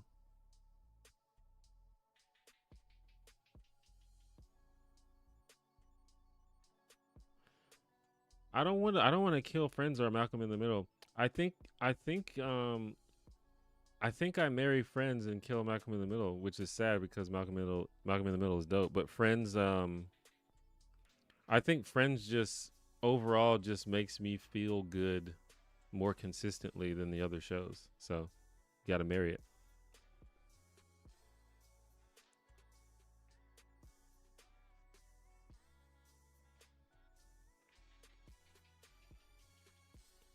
Have I seen Lock, Stock, and Smoking Barrels? I have not seen that.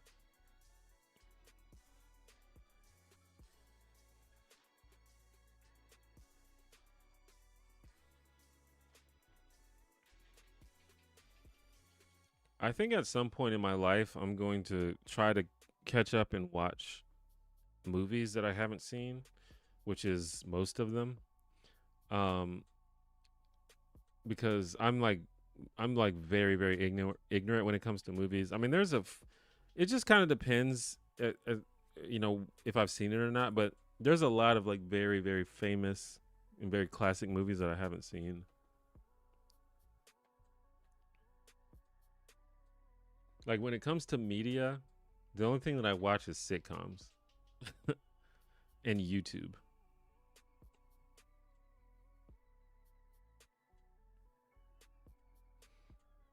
Or the only thing that I really consume on a regular basis.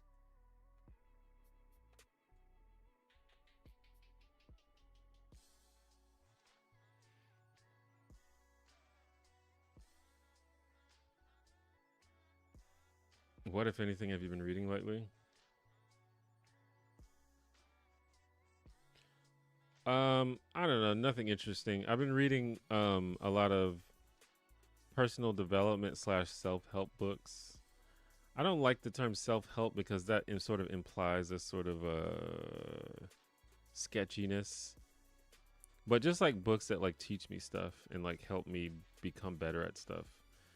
Um, I've been reading a book. It's a pretty famous book called The Inner Game of Tennis, which is a book about how to get better at tennis, but people have realized that the things that they tell you in the book can apply to a lot of other things in life. So it's a pretty famous book in the sort of personal development realm.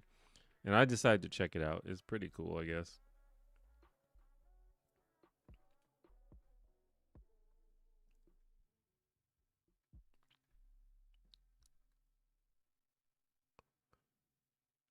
I've been looking for a good sort of fiction book to read that's like not too dense, but I don't even know where to begin really. North of North is a sitcom on CBC about an Inuit mom trying to kind of find herself in a midlife crisis type situation. Interesting. You watch reality TV too, right? Have you seen Great British Bake Off? I've actually never seen Great British Bake Off. I know everyone talks about it or talked about it at some point. I don't really. So there was a period where I was going to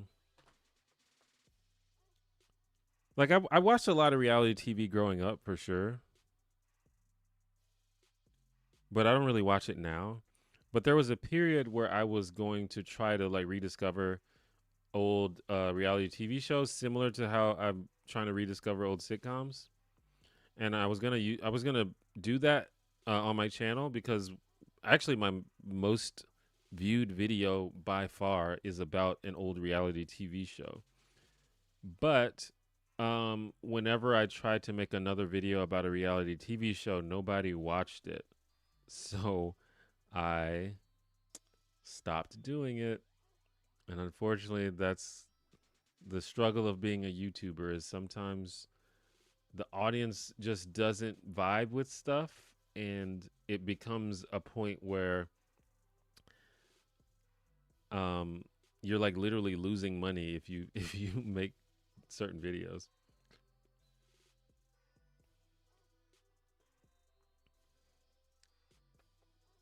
But I have a second channel that I might use for that kind of thing.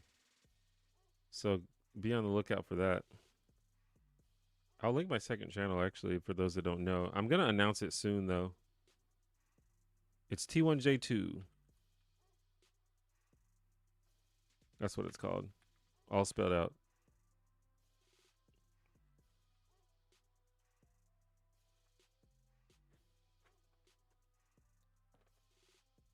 Um,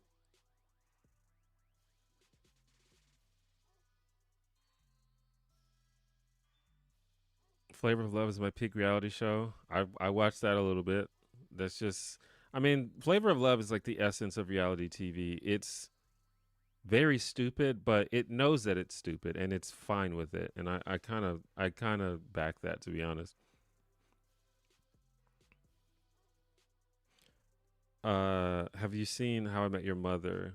I've seen a little bit of it. That's a show that I would like to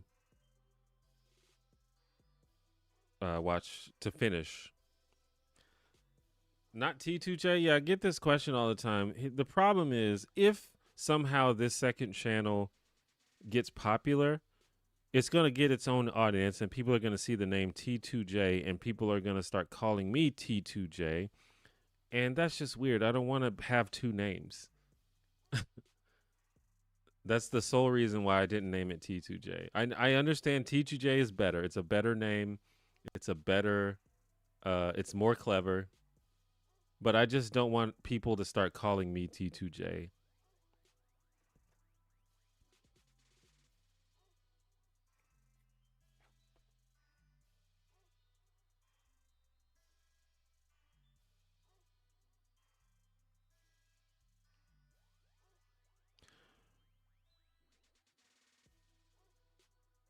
Reality TV isn't usually my jam, but Survivor isn't half bad.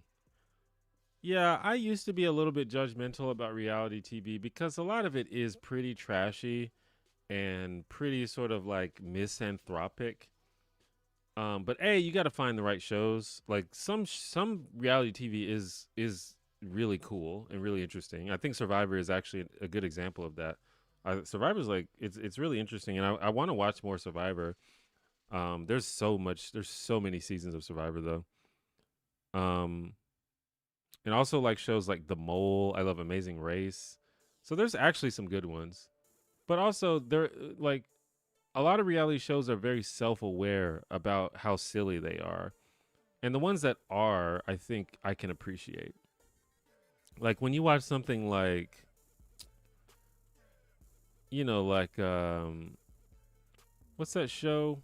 I don't even can be if it can be called a reality show because it's definitely scripted, but the show about people repossessing people's cars, it's hilarious and it's absolutely ridiculous, but it leans into it and I kind of back that.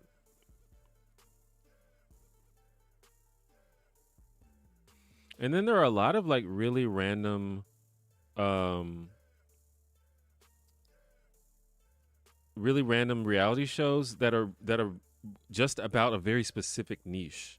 Like there was that show that was about horror special effects, or there's a reality show, you know, about uh like superheroes, or there's a reality show about uh uh forging steel weapons. I like stuff like that where you like really get this deep dive into this niche that you otherwise wouldn't know anything about. Like if you go to my second channel, T1J2, I did a video about a reality show about jousting that was on the History Channel, and it's actually really interesting and really cool. So go check that out.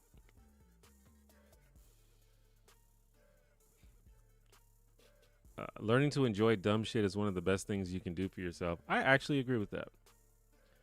Um, Over time, I'm so easily amused these days.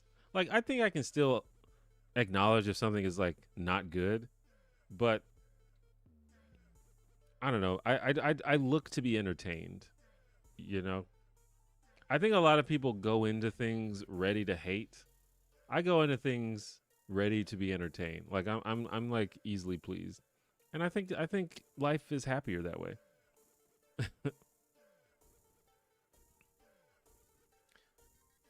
And I think I'm actually gonna end the stream on that note. That's a good note to go out on. I think thank you for checking out the stream. Um, I will try to get the gaming stream going Thursday. So if you did not know, I've been playing through the game Disco Elysium for the past few weeks, and I played that every Thursday. And I will do another stream like this next Friday. So Thursdays and Fridays are when I stream. Obviously, the best way to make sure you don't miss a stream is to make sure you have all notifications enabled for my channel. Check out my second channel. I have put a link in the chat. It's T1J2. Also, if you did not see my latest video, I put out a video like a week ago or so.